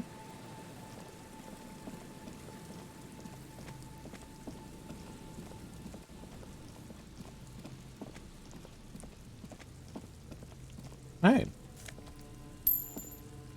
You seem like somebody that might, be worth talking to. Tiny cages, carefully constructed. Hello, cryptozoologists. Here we go. Nice and easy. No way out, little guys. Not out of this gem. There's a cylinder on the ground in which the man is arranging some netting. It looks like some kind of trap. He notices you. Who's there? Oh, the police. Hello, officer. Composure, medium success. His self-conscious enthusiasm renders his movements ungainly. He looks like your understanding of a science. Is that the police? Why are the police here? Don't worry, Gary. I'll handle it. You must be Morrow, the cryptozoologist. To what do I owe the pleasure? Rhetoric, medium success. That's sarcasm. He takes no pleasure from your appearance. You don't seem too happy to see the RCM. Oh no, it's all right. I'm just busy. What's this about? Lena sent me. She's been really worried about you and is waiting for you to get back. Of course. Thank you for passing along the message. That damn water lock is broken, and we can't go all the way around the 881. The water lock's been fixed. It was fine when I crossed it. Withhold the whole story. Oh, good. We should really be getting back. Gary could use a hot shower and a warm bed. Did he say we can go back now? Yes, Gary. We can go soon. If you see Lena, tell her I won't be long. Yes, Gary, we can go now. Empathy, legendary success. This is a man possessed, always on the brink of some breakthrough. He won't leave if there's a sliver of hope. The great find might happen today. I just have to do one more round. See if the phasmid has taken the bait. Then we're going. He refastens a bit of netting that has come loose in the wind. Interfacing, challenging success. His hands are large and weather-worn, but also used to delicate, precise work. Tell me more about these traps. Well, they may not look impressive, but Lena designed them quite cleverly, so I'm sure they'll do the trick. Lena designed the traps? Yes. How do the traps work? Simple. Attracted by the locusts, the phasmid crawls down the funnel and, having eaten its fill, can get back out. At least, that's the intention. The net isn't a perfect solution, but we didn't want to use anything that might damage the specimen's delicate exoskeleton. What are you using as bait? Locusts. Nearly all known phasmids are herbivores, of course. But we've hypothesized that the Insulindian phasmid might occasionally prey on other insects. Perception sight, easy success. Inside the trap, a number of locusts crawl and tumble over one another in a tiny chittering swarm. Let me ask you something else. Yes. I'm leaving. That's it. I'm not dealing with you guys. These soggy logs smell of ignition fluid. Still, they won't light up.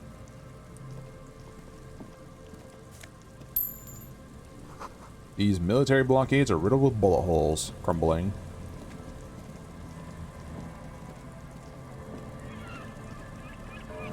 A buoy bobs in the water. The number on it says 11.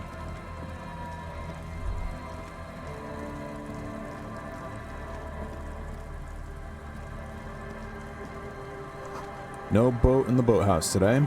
This section of the coast hasn't been used in decades. Ooh. Oversized super stock sunglasses. Boathouse is shoddily constructed. A strong breeze might blow it over.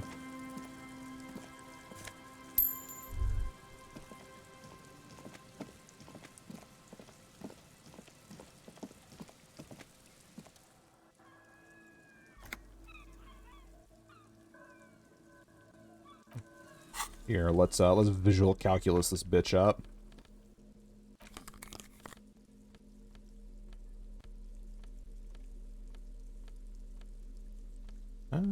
that's really all I have for bonuses to that. Looking like it. Oh, here we go. Here we go. Heroic. Why this many bullet holes? Damn shame. Unable to piece together the big picture just now. There's a hole in the hypothesis. Fine, okay. Even more bullet holes. Something has definitely happened here. Yes, the spread of these bullet holes is surprisingly. This takes a lot of bullets. Fully automatic rifle fire.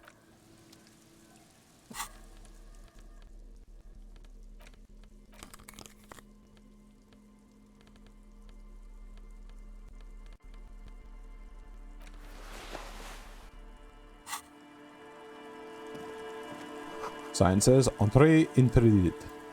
I don't know. I probably butchered it. An old ticket taker booth, no longer in operation. People paid money to park here. No one would pay now. Ancient paint is peeling off the roof of this shaded bench, covered in rust.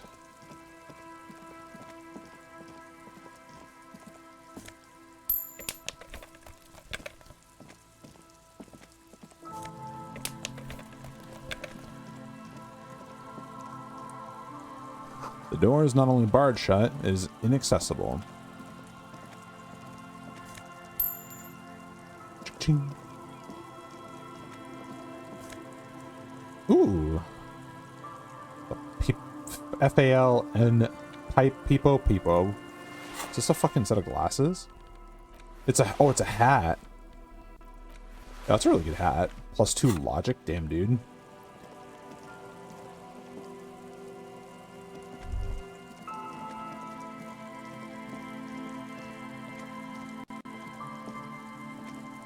Let me through. Even the game gets confused by its own pathfinding sometimes.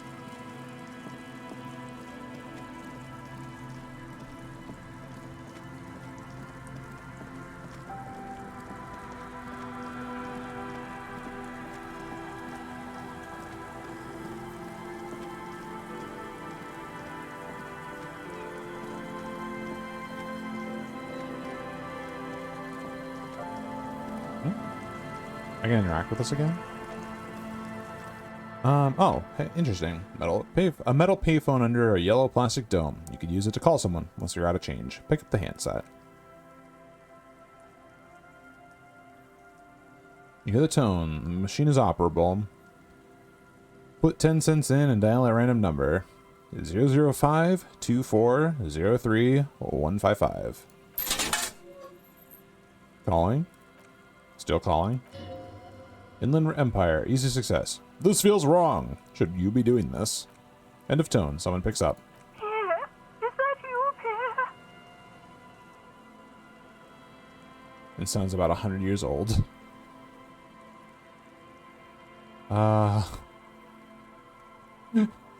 Yes, it's me, Pierre. So nice of you to find the time to call me. It gets so lonely. Even the animals have died. That's not good. Are you sure you're Pierre? Your voice is different. There. Chrysanthemum. Our voices drown in white noise. Sounds like waves washing a beach, growing in volume until the call suddenly disconnects. It's a different number. I'm not doing that again. That was interesting.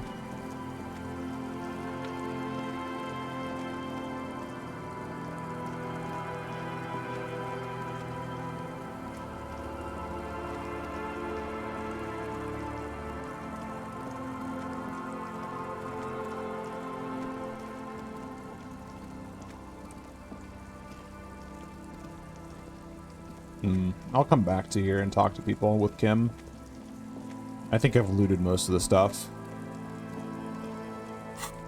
Oh, right, that's... Supposedly I can quick travel, but still don't know.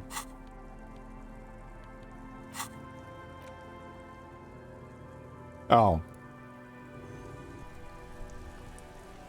Let's fucking push the button of 5-head.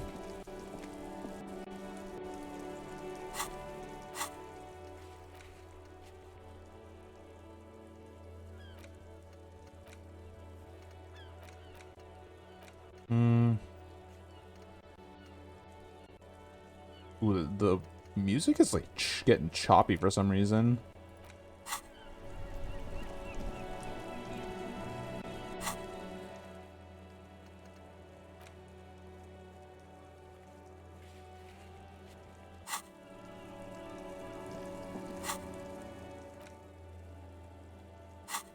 Let's go to that payphone in the union office, because that's an interfacing check.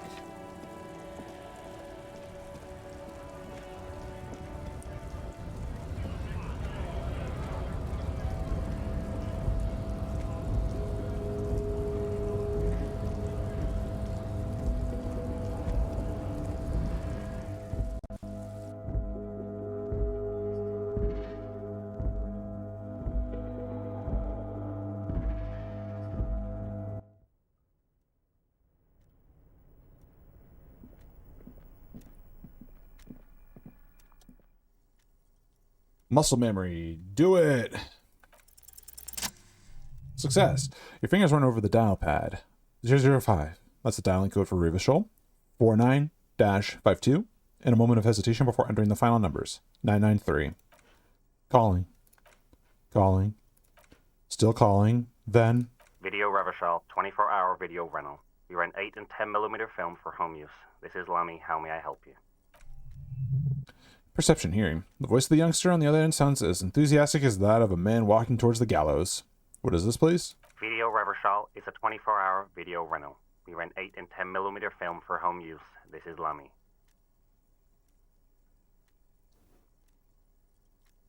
Do you know me? No.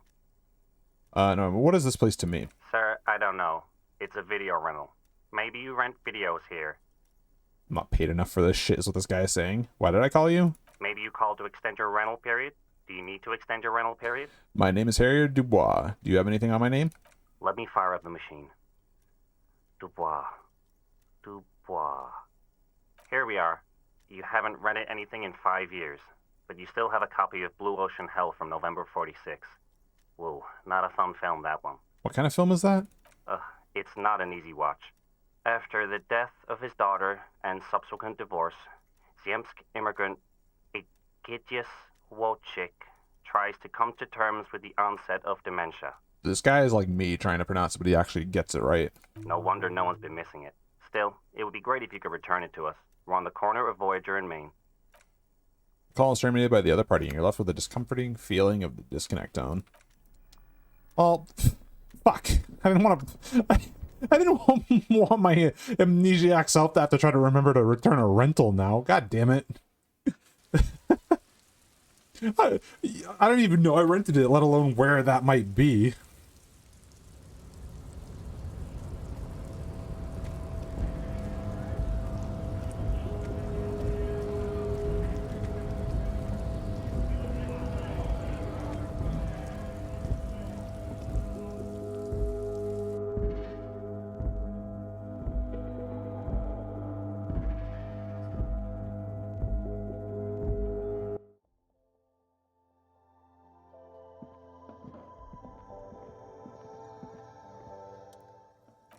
Money!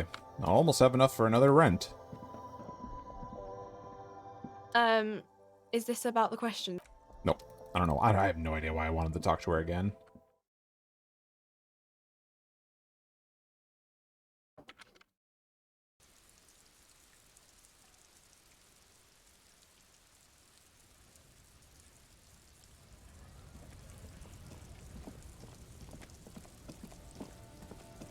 Let's interact with some of the items that I found. Do those inside.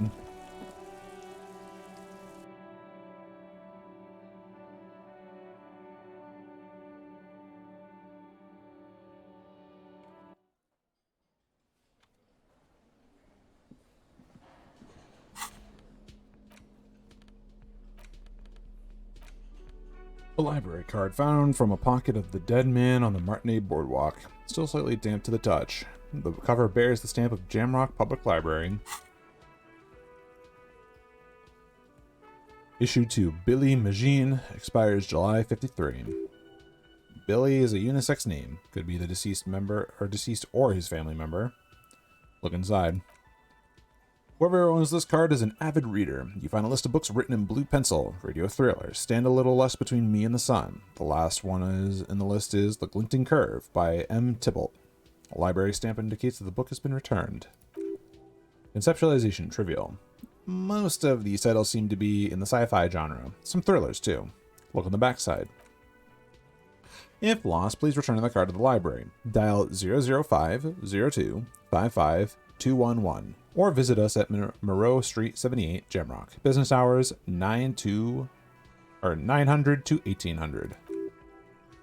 Trivial success. You should first decide what to do with the corpse before taking any further actions. Talk to the lieutenant about it.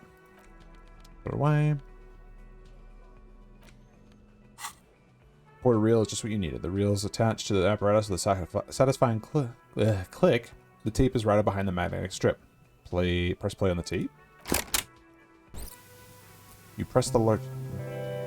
Ooh. Keep the porta reel at the harmless distance and wait.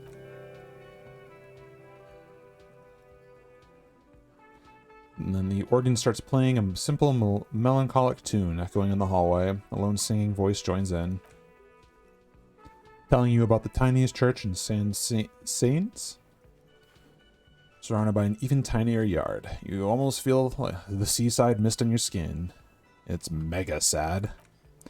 Within seconds, you know this is the one, the real shit you've been looking for, the one you trashed your room to that classier told you about. Perform it. A click, then silence for a bit, and then the tape stops spinning.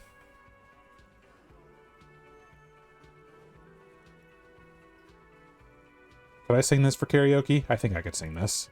Of course you could. You could sing this. You could take sad to a whole new level with this, and you already know the lyrics since you've listened to it like 1,000,000 times. Encyclopedia, easy success. Yep, they're all here, all 3 verses. And the B-side of the tape contains the instrumental version. It's like the world itself is telling you to do it. Only one obstacle stands in your way. What? Garte. You have to convince Garte to let you sing karaoke in the whirling. After you've won him over, you can express yourself. Let the pain out. Make everyone understand. Filthy jacket. As you hold it in your hands, it makes an uncomfortable crunching sound. Man, how did this jacket get so disgusting? It's a sordid, filthy tale, not for the weak. Are you sure you can stomach it? Composure, medium success. Some secrets are better left uncovered. Don't even try. Seriously. Think about it. It occurs to you that you're not even holding the jacket itself, but rather the thick crust of jet sam and seagull shit that ensconces it. It smells like... Oh, sorry. Perception. Smell. It smells like dead sea creature. Tangled in gray strands of seaweed. It must have been spent quite some time in the water before the tide deposited it ashore. Gross. Why? Why did you think about it? Look at your hands. They're covered in muck. Ew, ew, ew. Flick your hands. Now you're just flicking that shit everywhere. This is a disaster. You never get the smell out. No, I have to interact with it again. Why did I fondle this shit jacket again? Let's just put it away. Damn it.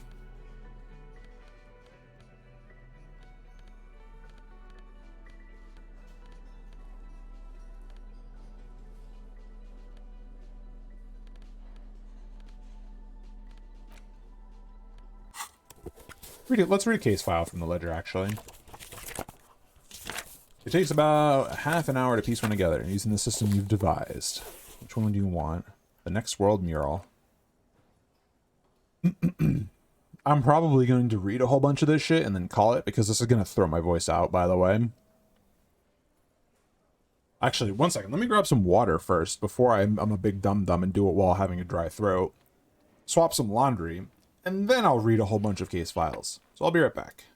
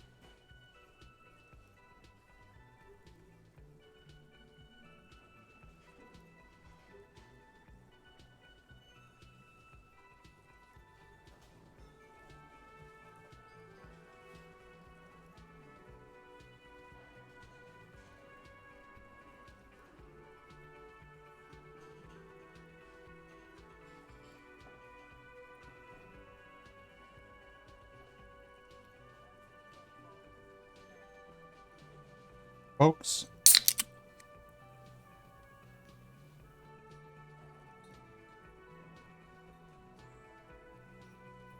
All right.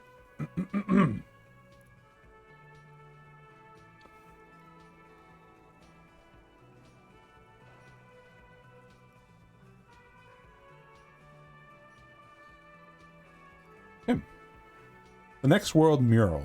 This one is relatively easy to reconstruct. All right, let's get this thing off my screen.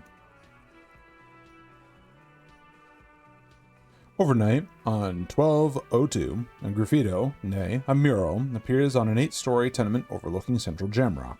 The building is a sparsely inhabited ghost tower, part of a failed real estate development called Grand Couronne. Rhetoric, medium success. Cause of failure, rent too high. The mural is enormous. 2 silhouettes, a man and a woman, are kissing. The text cut into their forms reads, "True love is possible, only in the next world. For new people, it is too late for us. Wreak havoc on the middle class." People call it that thing and that fucking thing. It's visible for miles. In 2 days, the station's complaint desk gets clogged with requests to remove the bummer. You and your partner are assigned to the case. The graffito crew is easy to track down. Only the belles lettres have the litterage of industrial paint to cover the surface. One of the graffito artists is rumored to be rich. They take responsibility for the execution, but not the design. The ideologue of the Next World mural, as the crew calls it, remains an unknown. Wait, do I ever find out who came up with it? Case files do not show you finding the author of the design. Read on. The crew agrees to clean up after themselves. However, your partner, JV, is against the removal, citing public support for conservation. This leads to a debate at Precinct 41, which then spreads to the streets of Jamrock, ending in a rare plebiscite organized by you and the rest of Row 3.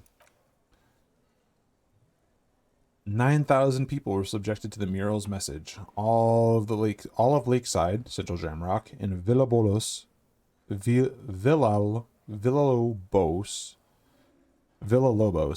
whatever, plus half of the eminent domain participate in the vote. Although the case begins with what appears to be a lot of rumbling on the streets as to how juvenile and stupid the mural is, given a choice between the two options, keep the mural, it is right. Staggering 78% of voters choose to keep it. Turns out the opposition were a loud minority, and that love truly is possible in the next world for new people, and it is late for us.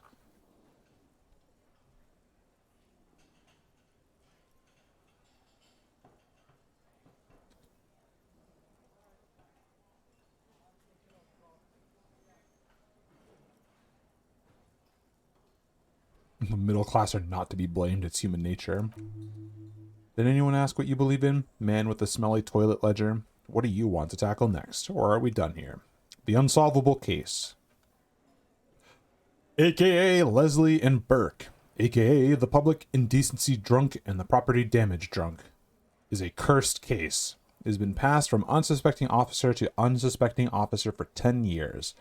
On January 29, the unsolvable case made its way to you. Why you accepted it is unclear. Every officer, and indeed most civilians in Jamrock, know it's unsolvable.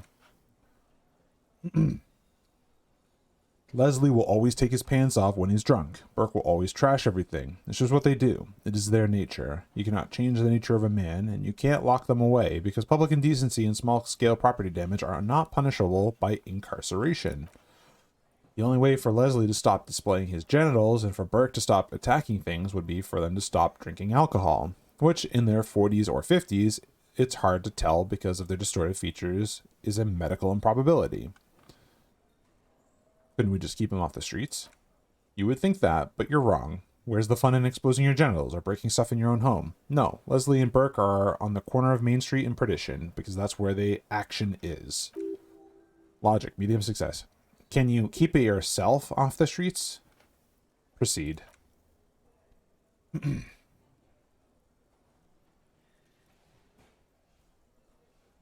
Threatening fines, dragging them to the station, locking them up in the hellholes they live in, locking them up in the station, hypnotherapy, even trying to get a local gang of Zemlyakis to take them out. The people gave them ethanol so Burke and Leslie would expose and rampage even harder. You tried it all, and still the complaints wouldn't stop, as they hadn't for 10 years. It's plain to see from the files that you, Satellite Officer JV, and Special Consultant TH had more important cases to attend to. You uncover a cross-reference to several ongoing investigations, each brought to a standstill every time you drive down Main Street, because there they are, on corner of perdition. And what is Leslie doing? Public indecency. Good, you're learning. The files are to be trusted, that's all there is to it. That and Burke breaking things. The fact that they're both drunk, but then again, so are you. The case becomes considerably less comic one day when Burke takes a swing at your ledger. He must have confused it with property he likes to damage, but the joke's on him. You're drunk out of your mind on potent Pilsner. You slam the hardened plastic board in his face, and then proceed to beat him unconscious with it. Holy shit. In the process, the ledger sustains damage. The compartments within reserved for permeable documents is jammed shut. You stop your assault on the now unconscious Burke to open it, but are unable to do so. The officer began to cry, reports Leslie, who at this point is tending to Burke. He came at us, and at us, I think he was trying to kill Burko. While trying to kill Burko, you slowly come around. The permeable compartment is open. You smashed it open on a poor Burko's kneecaps. The good news is Burke can't walk anymore. Can't get out of his apartment and an invalid. With Burke to tend to, Leslie cuts back on the indecent exposure. Maybe he flashes his genitals to Burke, who knows. But both drunks are off the street. The complaint stopped, the unsolvable case solved. Which is why the officer responsible narrowly escapes a disciplinary hearing. The end. Do you want to read another? I need to drink a little more before I continue.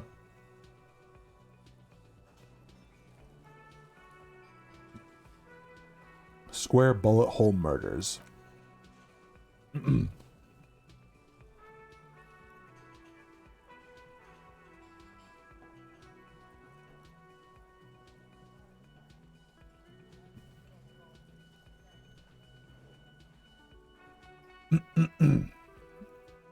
It would be a very interesting read to read about these, wouldn't it?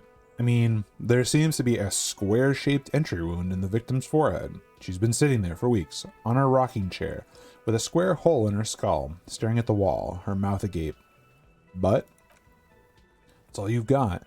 From the half hour you've spent piecing it together, all you know is the entry wound was square-shaped. You never found the bullet, and then another body showed up, also with a square in his forehead. Sequence killer? Who knows? Those pages are missing. What's next? Conceptualization, medium success. One day you may still catch the man with the square gun. Okay. The couch in an unexpected location.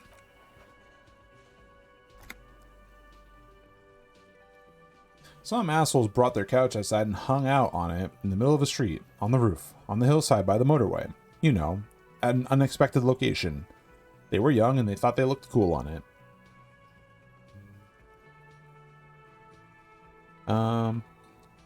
It looked really cool, like a rock band. Yes, and as you said here, insufferable rock and roll assholes. Young people are the worst. So, anyway, you gotta complain about the damn sofa, or couch, or whatever it was. They were leaving it out in all these unexpected and whimsical locations they took it to, where they also took photos of themselves on it, and smoked cigarettes, and drink coffee, because they felt it's intellectual. I mean, I drink coffee, and it's not really intellectual, it's just fucking delicious. Cigarette butts, coffee cups, a stupid couch. You had to clean it all up, and you did. So congratulations to you, case solved. Did I ever catch those guys? No, you didn't have time for that. These notes show you that you have what is called a real goddamn job. You don't have time to be chasing down the couch assholes. You have a real job to do. What's next? Murder at the hookah parlor. Murder! Dun dun dun! At the hookah parlor! Was a case originally assigned to an officer called Joseph Mills, who is now dead. Of circumstances completely unconnected to the murder of the hookah parlor. Wait, how? beaten to death by a throng of Villalobos gang members when him and his partner, JM, only initials are mentioned, answered a call one night. It's a sad story and it isn't really represented in your case files. Stop stalling and get to the murder at the hookah parlor earlier. Right on with the murder. Joseph Mills was on this case that he just couldn't solve. Was doing it solo. Said it was a real nutcracker. A real brain twister. A real titty twister, even. Was on it for like a month. The captain got impatient. Shit or get off the pot, Mills. Mills didn't get off the pot. Not yet. He kept at it for a couple weeks more, racking his brain. Running with every theory, as outlandish as they seemed. Still couldn't solve the murder at the hookah parlor. Tough case, he said. Toughest he's ever had. Wait, was Joseph Mills a good cop? No, he was awful. Awful sense of humor, too. The worst jokes you've ever heard. Really rapey. Still, he'd been on it for months now. Said it was the final case. Said it was uncrackable. But the murder vanished into thin air. The goddamn hookah parlor was all he talked about. Go on.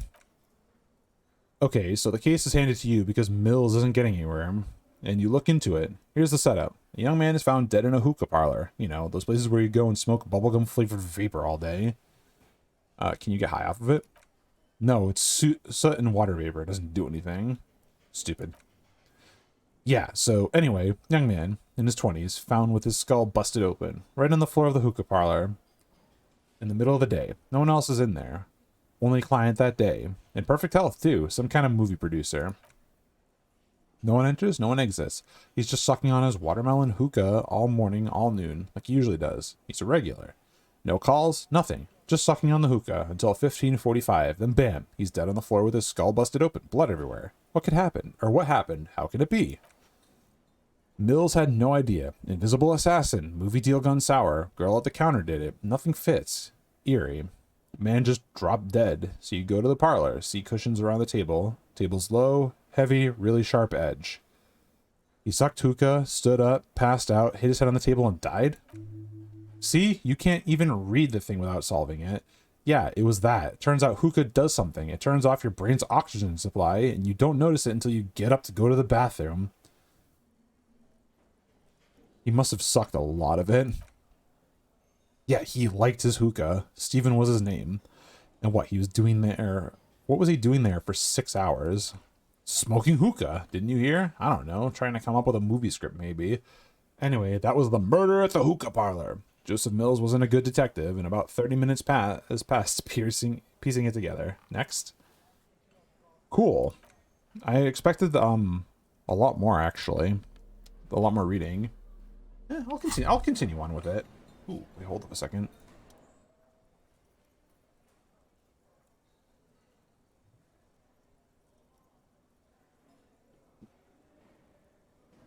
Yeah, I know. I was expecting those to be like as long-winded as the one book that I read. Savoir faire, or savoir faire, fair. Savor fairy. Wow, you work hard. I do. Oh yes, you hustle. You're a provider. It's tough out there, but you keep it real and provide. What hard work do I do exactly?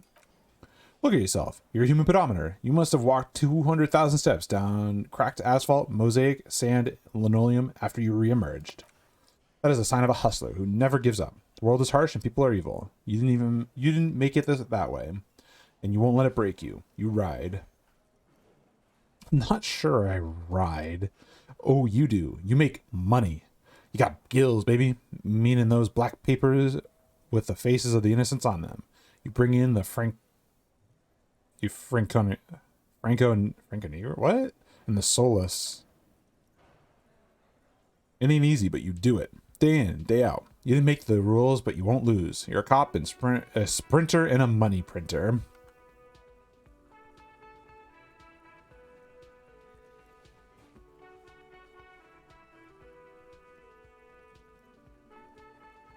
I did take that bribe from Joyce, the Joyce woman.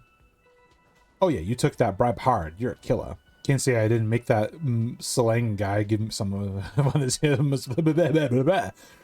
say I didn't make that Seleng guy give some of his money either. Can't say that. You shook him. You're a killer, a shark. Could say I took some money from that manana guy. Oh, I'm sorry, manana. I keep saying it wrong. You didn't log that in as donation either. You didn't log any of that shit in. You're a straight writer. Oh, and there's pawning stuff off to that suspicious Roy guy. Yeah, you're in the sales business. Shake it for shit, then pawn it off. Law officer style.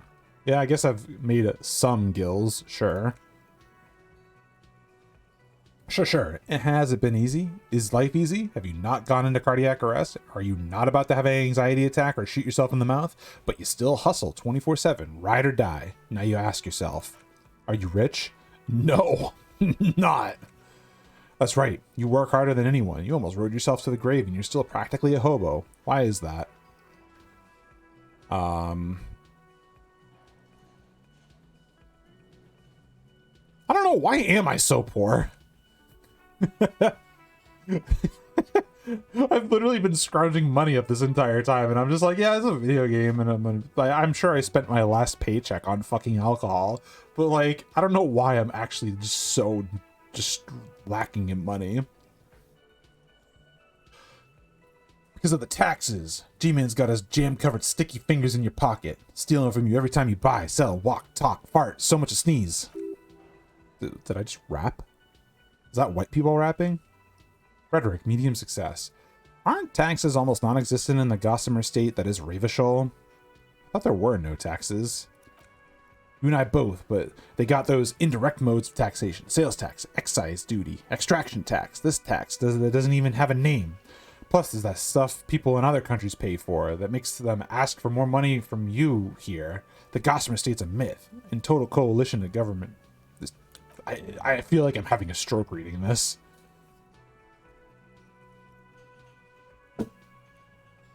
No, in total, the coalition government is taking 98% of all your money.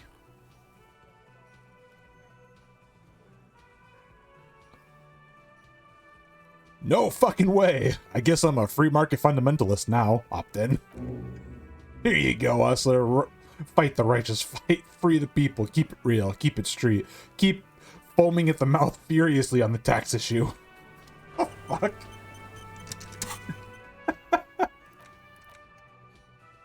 Oh, God.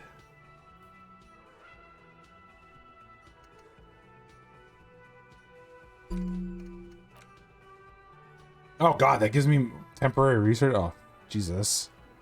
Oh, it's temporary. Hopefully it's not permanent.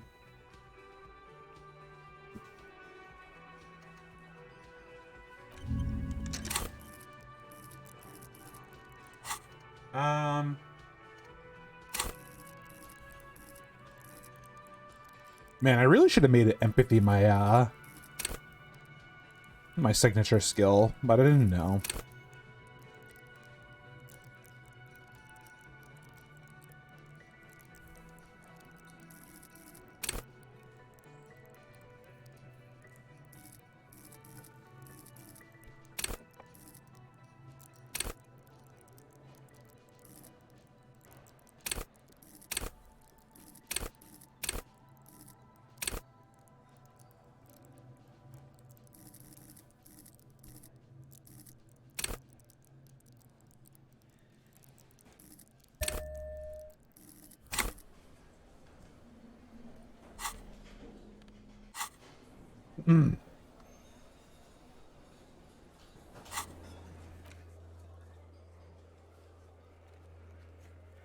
Ooh.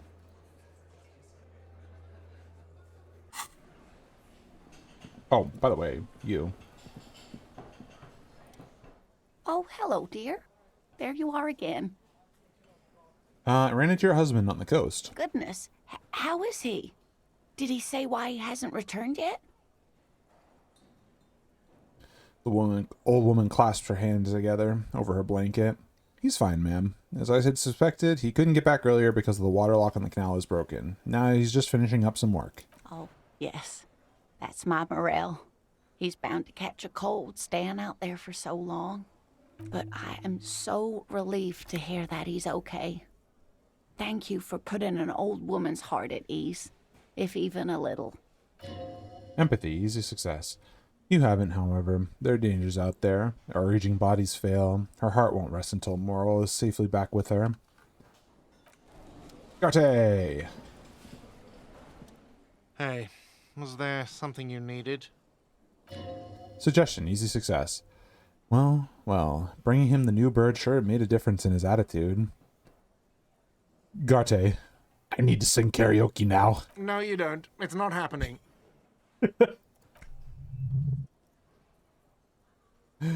Composure, medium success. He tries not to look at you. It's dangerous to acknowledge the karaoke man.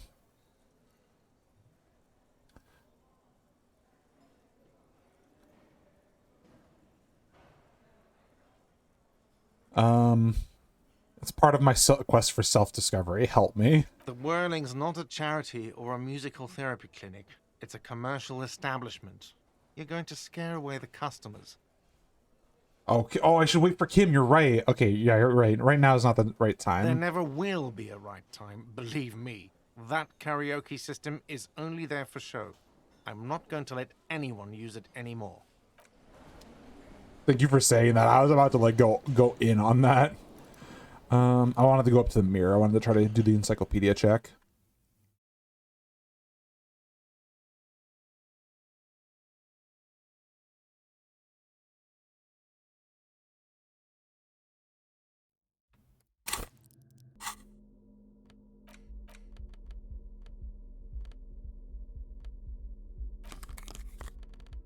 Excellent.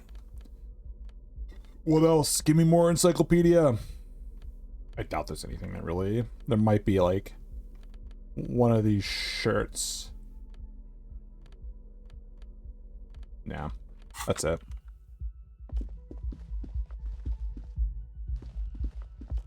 I really hate that I can't pick up some of these bottles.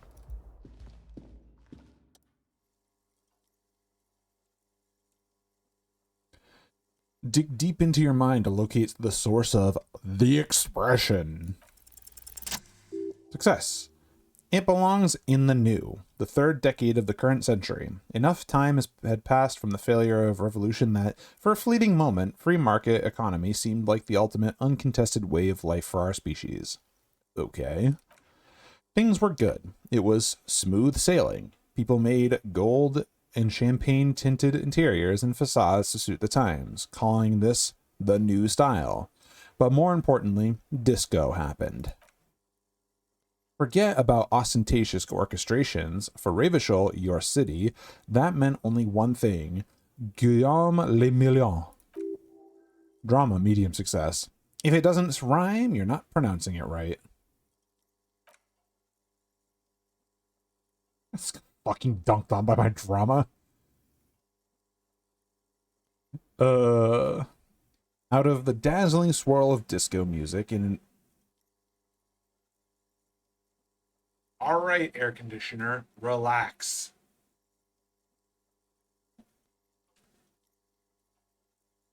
Sorry about this. I guess you have to deal with a little bit of AC sound. I thought I set it to low.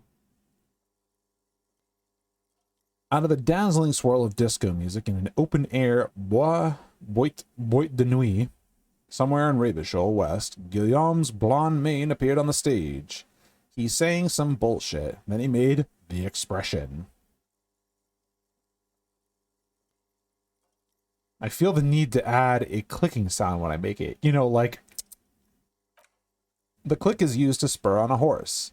It also features heavily in Guillaume de Le Million, regional mega hit, Don't Worry, Your Pretty Little Head. Sometimes you like to add finger pistols to the mix. Exactly, right. Because unlike Guillaume le Million, you're a police officer. It's your nifty little way to say, I'm armed and dangerous. So I adopted it, but why? Everyone loved it. Maybe you thought some of the stardust would rub off on you. Maybe it did. Either way, it's all gone now. Only the grimace remains. How long ago was the new? There's a vast ocean of time between right now and the expression looking good on you. Or anyone. 2 decades, if the calendar is to be trusted. Humanity has run aground in that time. It's a different world now. The expression is a relic. Anything else? Like who I am? Why did I become a cop? Why did I drink myself into oblivion? You have some understanding of the near history of disco, plus the trivia you've picked up along the way. Episodic memory, however, remains in the dark. It may never return. You should prepare yourself for that. Does this have anything to do with ostentatious orchestrations? Not really. Oh must have just stirred your mind. They're more like a disco rock band anyway. Guess that's it then. It doesn't have to be. You can swoon over Guillaume and his champagne cork smile whenever you want to. Maybe some of the stardust will return.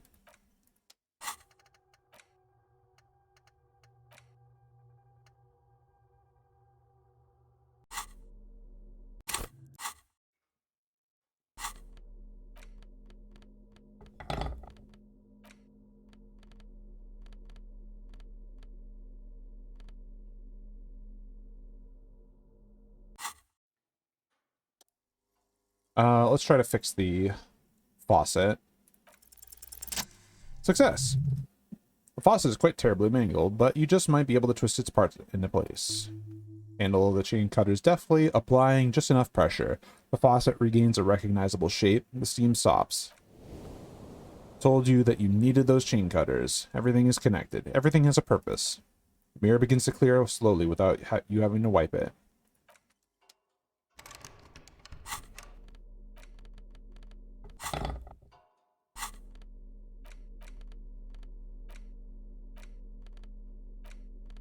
I picked up a bullet. Why can't I put it in oh, you've got one bullet. It's just there.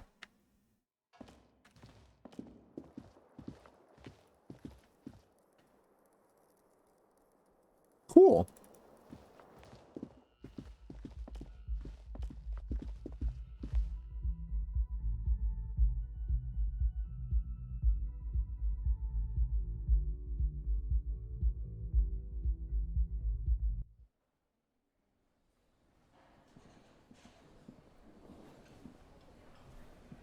The hell? What can I grab? Oh. Any other empty bottles?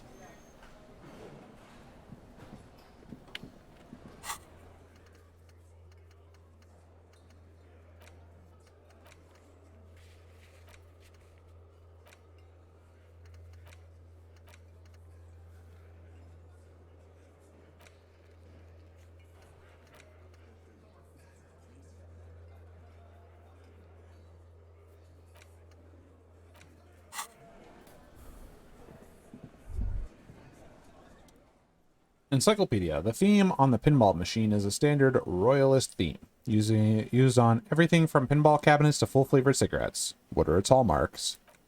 Clinging to a picture book version of the past century, waiting for the king to come back and cast out all of the profiteers and homosexuals. What the fuck? Basically, imagine a yellow plastic crown with a liquor brand emblazoned on it. The idea of a king in a century gone is pretty fascinating. The sentiment is called anti-centennial nostalgia, pining for a time before the turn of the century. It's common even now, after 50 years.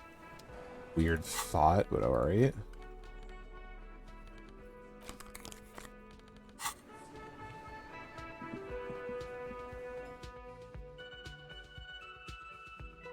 Let's see, let's try to get any other weird skill checks sorted out.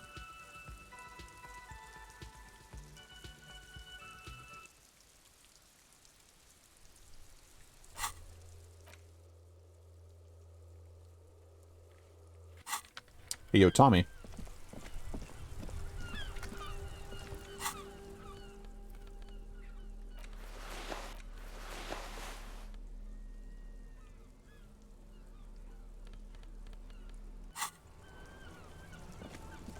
Still here. Stuck in this damn jam, my man. He's a poet. Hit him with your What's best up? verse. Success! Wait, there's something here, stored away in some dusty corner. It starts like, mirror's temperature is always 0. It is ice in the veins. Its camera is an X-ray. Whoa. He leans in. What else? Ooh. It is a chalice held out to you in silent communion. Silent communion. That's good. Where gaspingly you partake of a shifting identity never your own. Dang. That's some great shit.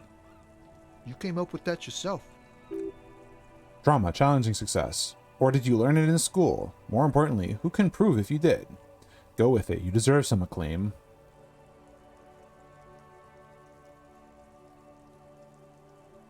I think the words are mine, yeah. Fucking A. Seems I got you all wrong. Cops aren't much known for their artistic sensibilities these days. It's good to meet a fellow poet. Someone with an appreciation for real text. The others here, so you don't really get it. Hey man, cops are human too. Yeah, I guess I owe you an apology for thinking otherwise. And again, great shit. He gives you a thumbs up. Cool. Conceptualization. Why does art inspire you so much? It does, yes, but what is art? Excellent question. Art is a diverse range of visual, literary, auditory, and performative creativity. It's an expression of imagination and technical skill. Additionally, it's history, criticism, and pure enjoyment. In short, art is the highest form of human communication, representation, narrative, emotion, and agency intertwined. Would I fit into the art world? I mean, have you looked in the mirror lately? You have the exact features of a savage art critic. With a beard and those clothes, disheveled and prophetic? Perhaps you should try to critique architecture too. Hold on, architecture is also art? Of course not. It's autism, box drawing, masturbation with a ruler and a sextant or whatever they use. You should demean and criticize the genteel institution of architecture while extolling the virtues of the pure arts. Oh god, this stuff is a trip. I guess I have been feeling critical lately. Yes, you seek substance, no vapid representations and reproductions of social mores, as made manifest in stuffy biennials. Biennials? We're talking real, living art here. Become the art cop. Half art critic, half cop. Wait, but if I don't have to be 100% cop to get the case finished and all that. Quit being so indecisive. What are you going for here? Some kind of indecisive and camp aesthetic now? Strike a bold shape here. Go art or go home. Okay, if 50% art critic is what's needed to free me from rote repetition, so be it. Exactly. It's not only your duty to only catch the criminals in the streets. You must also apprehend criminals of the printing press and gallery, the trite and derivative artists and writers of the world. Go ahead and provide savage criticisms, art cop. The world is yours to rip to pieces and reassemble. Choice. I'm gonna have to unlock like all these art cabinets. Or these thought cabinets. Yes, art. They're going to be art cabinets at this rate.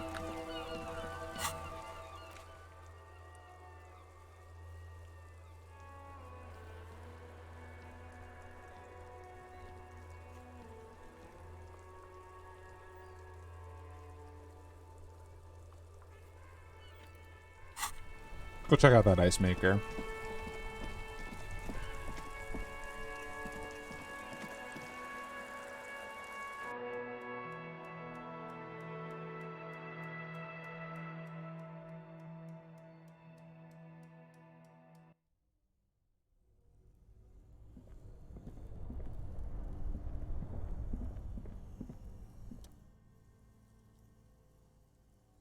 Bro.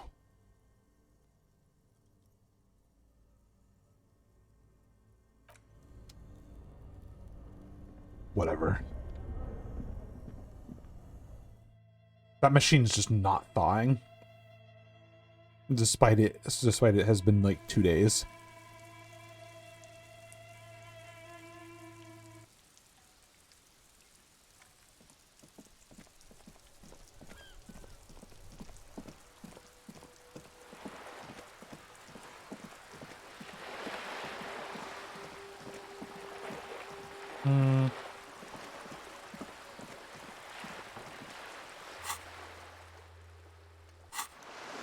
I imagine I need like a fishing rod in order to get the like some of the legs out from the water, because he said, I remember hearing that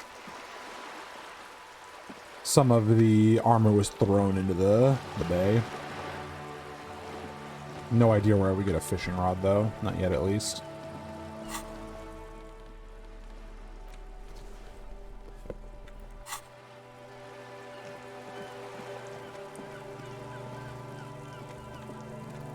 Do I have anything else I can interact with? Not particularly.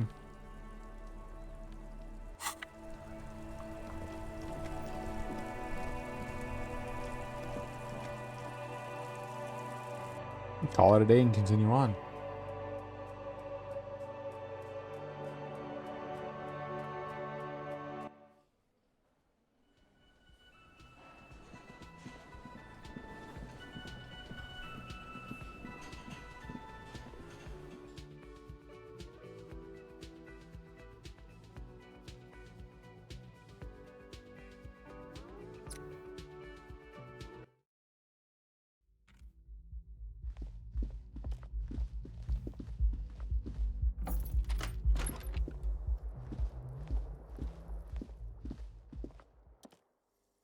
Bed is still cold from the broken window, not too inviting, but it's yours. You've earned it. Sleep.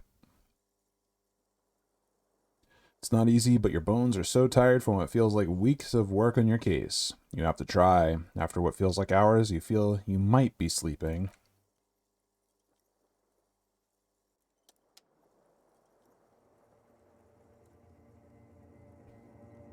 Ancient reptilian brain.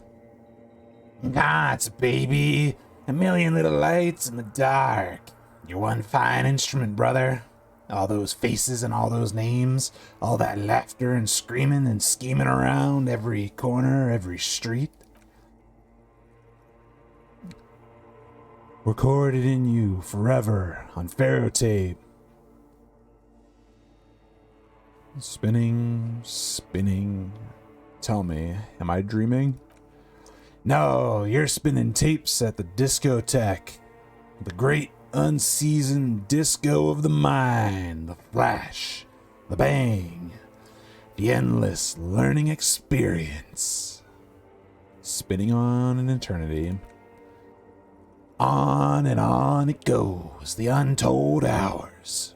At the disco where you first asked her to dance.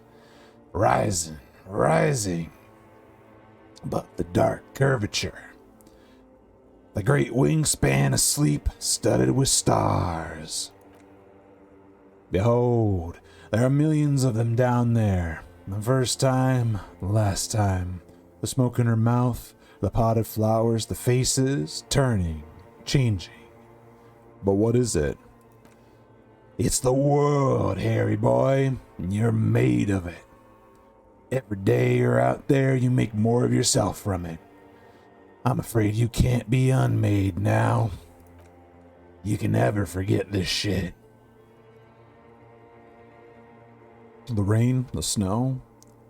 I don't want to. It's beautiful. Beautiful? It's suck on loop. Whirling, spitting out words and images. Oh, that's not the reptilian brain. Fuck. You're the son of the world again, Harrister. A ceaseless agent picking up litter and old newspapers, collecting your little bubblegum wrappers and idiotic picture postcards. Meaningless, meaningless keepsakes. Reading your awful letters and recalling things you aren't you? The endless names of the world, an address book you are, the map of a city. That's right. I am an agent of the world. You'll go insane if you keep going like this. One more day and you'll be in the loony bin. I just know you will. And for what, brother man? Savoir faire. Trivial success. For the money, baby. Empathy. For the greater good. Solving your little crossword puzzles, doing your tasks, crossing names off your lists, trying to become some sort of world detector, won't make it okay. It won't put smoke back in her mouth.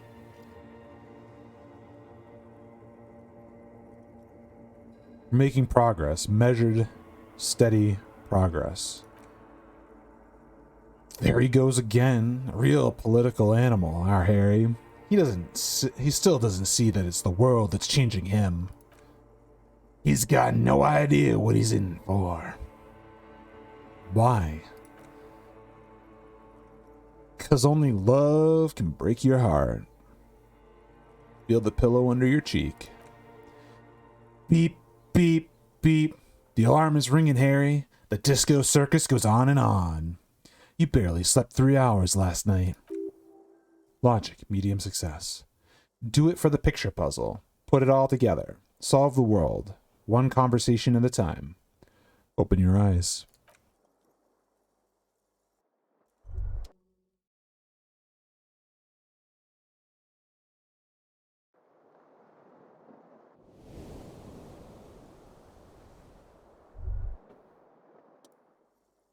Empathy.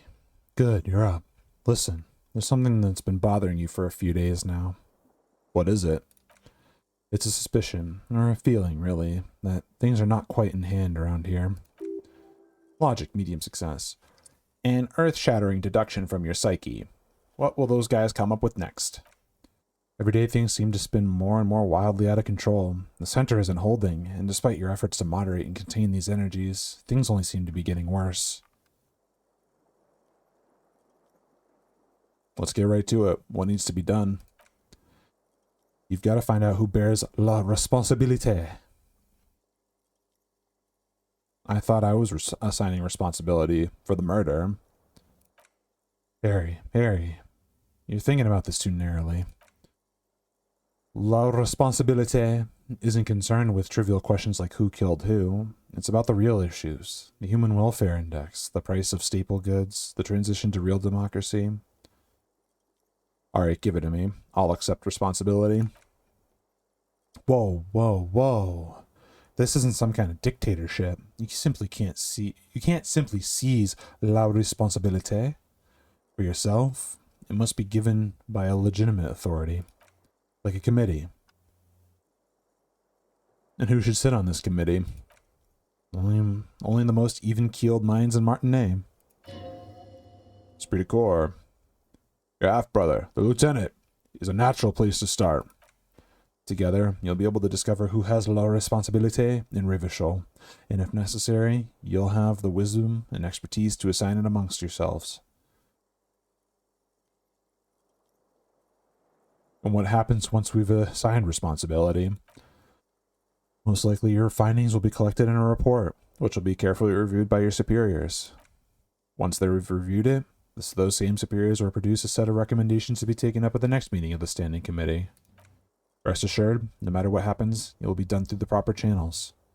I'm prepared to take on this awesome task of boring middle cop.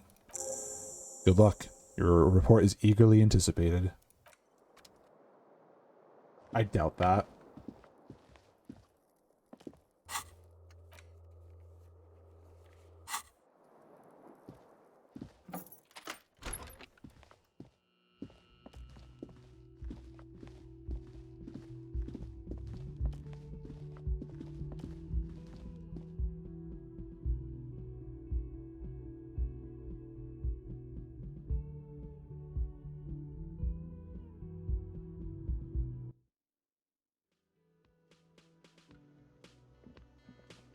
Kim, what's up, bud? Yes? Kim, we need to talk about responsibility. I'm glad to hear it, Detective. I was wondering when we'd get to this very subject. Good, we're on the same page then. If you ask me, it's high time for you to set aside these frivolous side tasks and focus 100% of your energies on the case before us. No, I meant like la responsabilité. You know, the kind that gets assigned. Why are you pronouncing it like that gentleman from the Institute of Price Stabilité? You know what? Forget it. What specifically are you trying to assign responsibility for? Spread your arms wide for this whole situation. Now I understand. The lieutenant nods his head gravely. Next, I suppose you're going to tell me you need to form a committee to assign this responsibility? Yes, how did you know? Simple.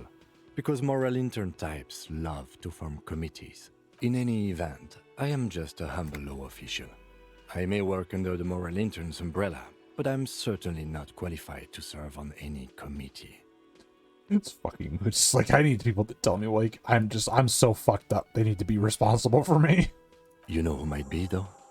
That Mr. Villodron, the gentleman you met in the young man's apartment. If I were trying to get in touch with the coalition, I would start by seeking him out. But first you might need to speak with his young companion. Now, was there anything else? That's it. Hi, we're here to talk about la responsabilité. Hi again, Gendarme. I need to talk to with your Sunday friend again. It's about committee business. Oh, a committee. How interesting. And if I may ask, Gendarme, what is this committee about? He takes a measured drag of his cigarette. Frederick, medium success. He's all bemused skepticism. He doesn't actually care what you want with his friend. It's about assigning la responsabilité. God, of course it is. My friend is always trying to convince me I need a little more responsibility, as though I don't have enough going on already. In any case, I would love to help. But the thing is, I don't know where he is. We don't talk about everything, you see. He gently taps the end of his cigarette with his forefinger. He might have mentioned something about making a tour of some historical sites up the coast. In an unofficial capacity, of course. Oh, just as much gusto. Is this what peer pressure is? No, it's fine. It's not that bad. Let's see. I'll also have to look for him along the coast. I guess you will. Bye-bye, Gendarme. Bye-bye. Have a wonderful time. Alright, I need to talk to the lady on the roof. La responsabilité!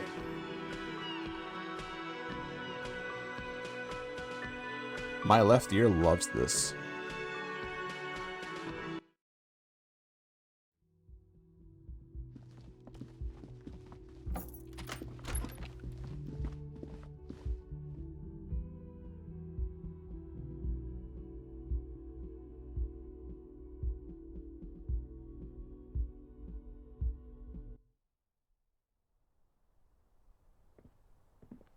Woo! Loading screens. Ooh boy. Gameplay.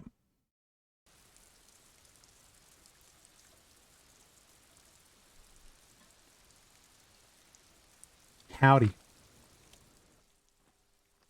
I was just thinking, what a nice day for questions pertaining to a murder investigation. Okay. Can you tell me more about Lily, the hanged man? My partner needs to hear this. Lily? That was his name? As I already told your partner, I didn't actually know his name. I just called him Lely. It's short for Lelystad, where he came from. It was his army name. Yes. He said his real name wasn't his. I tried to pry it out of him, but he never gave it up. No matter. Lelystad. Oh, shit. That's a good start. I'm sorry. Lieutenant writes it down in his notebook. We have a few questions you can help us with. A few things a field autopsy alone can't answer. Then tears out a page and hands it to you. The young woman cranes her neck, trying to catch a glimpse of the page the lieutenant passed to you. On it is a list of autopsy observations, recorded neatly in blue ink.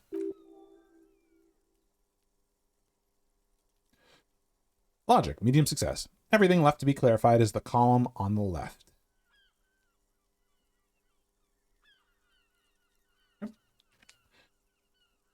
Where is Lelystad? The place, I mean.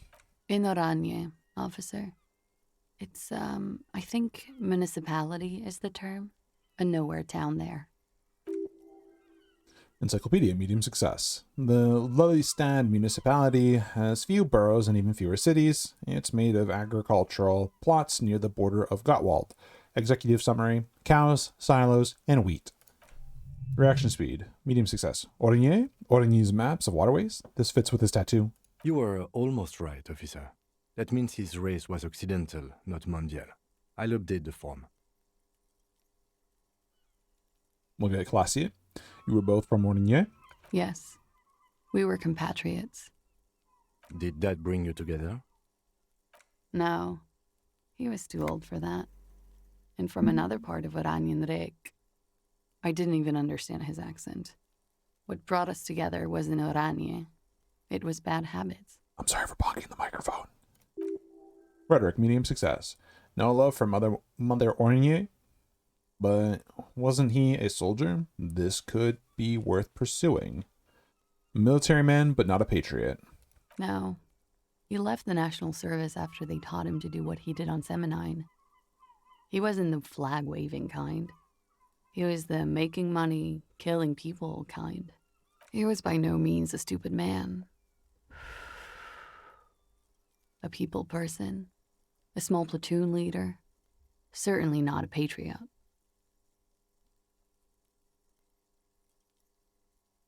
You don't seem like much of a patriot yourself. Mm-hmm.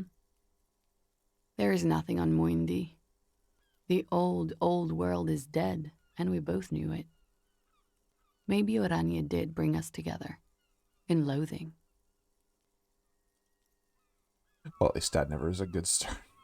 I'm not sure I know the context, but we can probably talk about it later. I love Revachol, though. I hope she loves me, too. How old was he, miss? He was 42. 42? Are you sure? I would have had him above 50. He had many scars that made him appear older. But no. The memory makes her smile. We even celebrated his birthday, like, some weeks ago. It was a funny 2 days. He had little reason to lie to me. Looks like you were right, officer.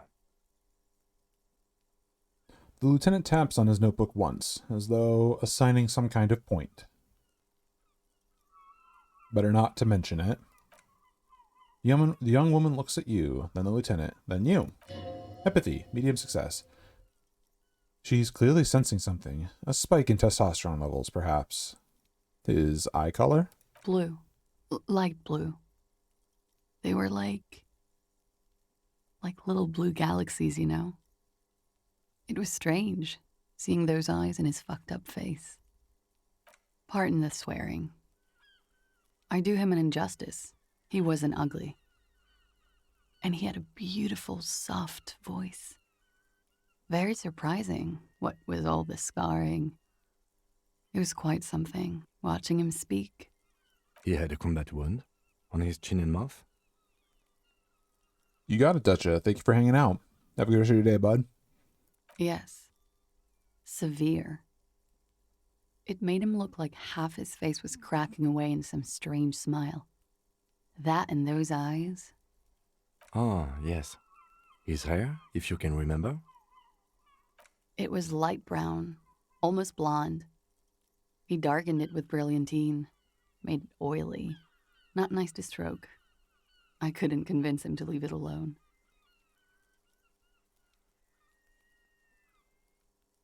Okay. I was just like hearing banging outside, I guess. Am I crazy? Okay. He had a tattoo. What did it mean? Oh, that. Suggestion. Medium success. It's clear she liked it. You liked it? Quite a lot, yes. It was an Oranese. My God, my fucking AC is just like so inconsistent. Spooked me a little bit. It was an Oranese map of the waterways. Sure, waterways. It was mostly for showing off to chicks, though. Let's see if I can relax the fan a little bit.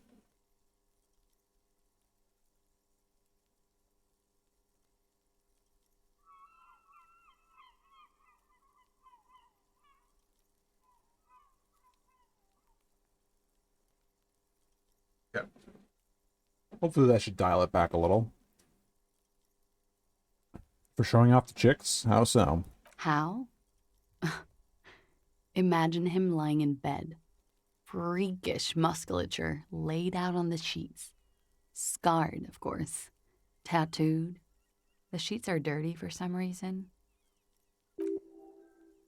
Conceptualization, medium success. Is this Oranese lit? Don't interrupt. He's smoking and drinking, of course. And his chest and shoulders and arms are studded with stars. Tens, hundreds of them. Maybe even thousands. And the woman goes like, What was this, baby? And he says, that was too hardcore. Don't ask me about that. So she goes, okay, but what's this, baby? And he's like, saw some bat shit there. Killed some loincloths. And so it goes. Star after star. Port after port. Third world country after third world country. And he's done horrible things in every single one of them. You were the woman in this? Oh, yeah. Can you tell us precisely what these mean? Enter the photo. No, thank you. I've seen enough of him dead. I can tell you what they meant without looking at them. She pours herself some more coffee. Go on. He was a blue-eyed boy with thick arms, from a small town. He was also poor, and the government of Oranje needed some people killed, so they turned him into a grotesque killer. For money. He went to Killer Academy in Vredefort. Then he killed some people on the Semenine Islands. And on other islands, too. All of the islands. After this, he came to Revachol and got killed himself. Thank you for clearing that up. Change of topic, perhaps?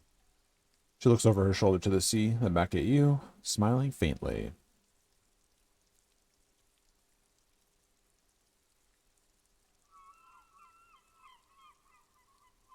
Tell me something odd. Did he enjoy his death? Why do you ask? It came to me in an occult vision. Wow. A mystic. How intriguing. I have no doubt this is all adequate and true. I do not doubt the signs, but maybe... She draws it out. Maybe you're interpreting them wrong? He enjoyed life, you see. A little too much, if anything. Up to the point where other people had to pay for it. Drama, easy success. Everything checks out here. It's all A-OK. Good answer. Could it be that love? Could it be love that did him in? It very well could be, yes. What do you mean? What do I mean? I have no idea. I don't even know what you mean. Love did him in? What does that mean? He told me love did him in. That's not funny, officer. Composure, medium success. Her voice is like a slash to the air. Her shoulders tense up. Yeah. Maybe talking about my freaky visions wasn't a good idea. We ordered a toxicology report. Any idea what that will show us? A real rainbow splattering of pharmaceuticals, I bet. Barbiturates, amphetamine, sildenafil. How much does the toxicology report cost the police of Revachol? I can do it for half of that. Save you some money, make some myself. It's quite expensive, miss. But we'll manage without your help for now. I think we're finished with this line of questioning. Hand the lieutenant back his notes. All right. The lieutenant puts the slip back in his notes and observes the young woman for a moment. Coolly, gracefully, she pours herself more coffee. Sounds like me. Alright, let's return to this later, miss. Ooh. Visual calculus. Wait, stop. That man, bloated beyond all recognition, was 42. It's what she said, yes. Below the damage, the weeks of decomposition, all the swollen indignity of mortality, he was 42 years old. Where is this going? How old are you? That's where this is going. 45,000 liters of raw alcohol has left its disfigurements. What lies beneath you? Or what lies beneath, you wonder? Reaction speed, easy success. You could ask either one of them.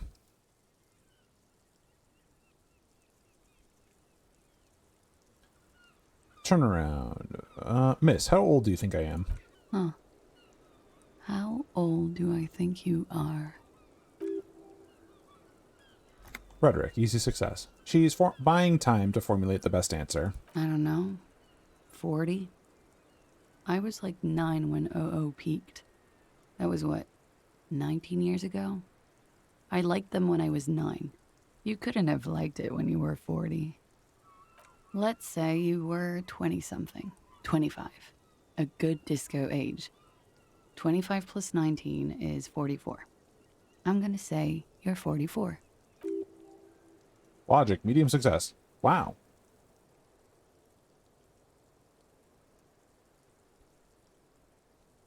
Wow. Yeah, I have a university degree, you know. She flicks ash from her. 44? I am young. Absolutely.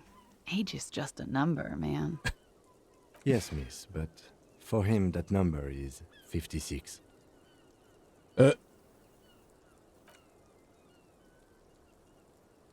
The visual calculus. Wait, this requires scientific measurements. Bring it on, I'm not afraid of the truth. To the laboratorium. Excellent.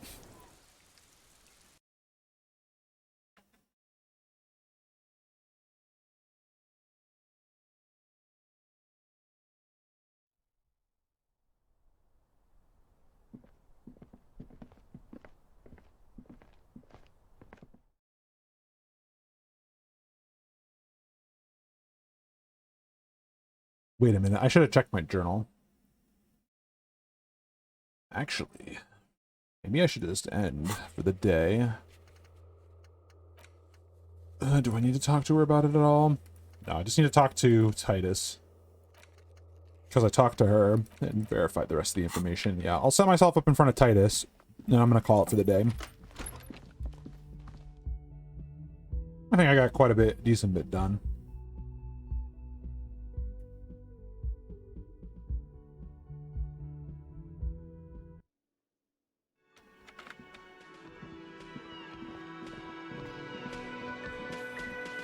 All right. Quick save. Let's see who's on. There's a couple people. Ooh, you know what's good? Kiki. I do not know how to pronounce. She changed her username. She used to be the strongest grandma, but she's playing Prey, which is actually a good game. It's an immersive sim, so a little bit of the, breakdown. It's a first-person shooter, though, Rura, so you may not really appreciate it. Oh, wait. She changed games? Oh, wait, no, this is a flipping ad. All right. It's okay. Here we go. Yeah, you got it, Sigurd. All right, folks. You have a good rest of your Sunday. I'll be back next weekend like usual. Have a good rest of the weekend. I'll see you later, Rura. Ta-ta!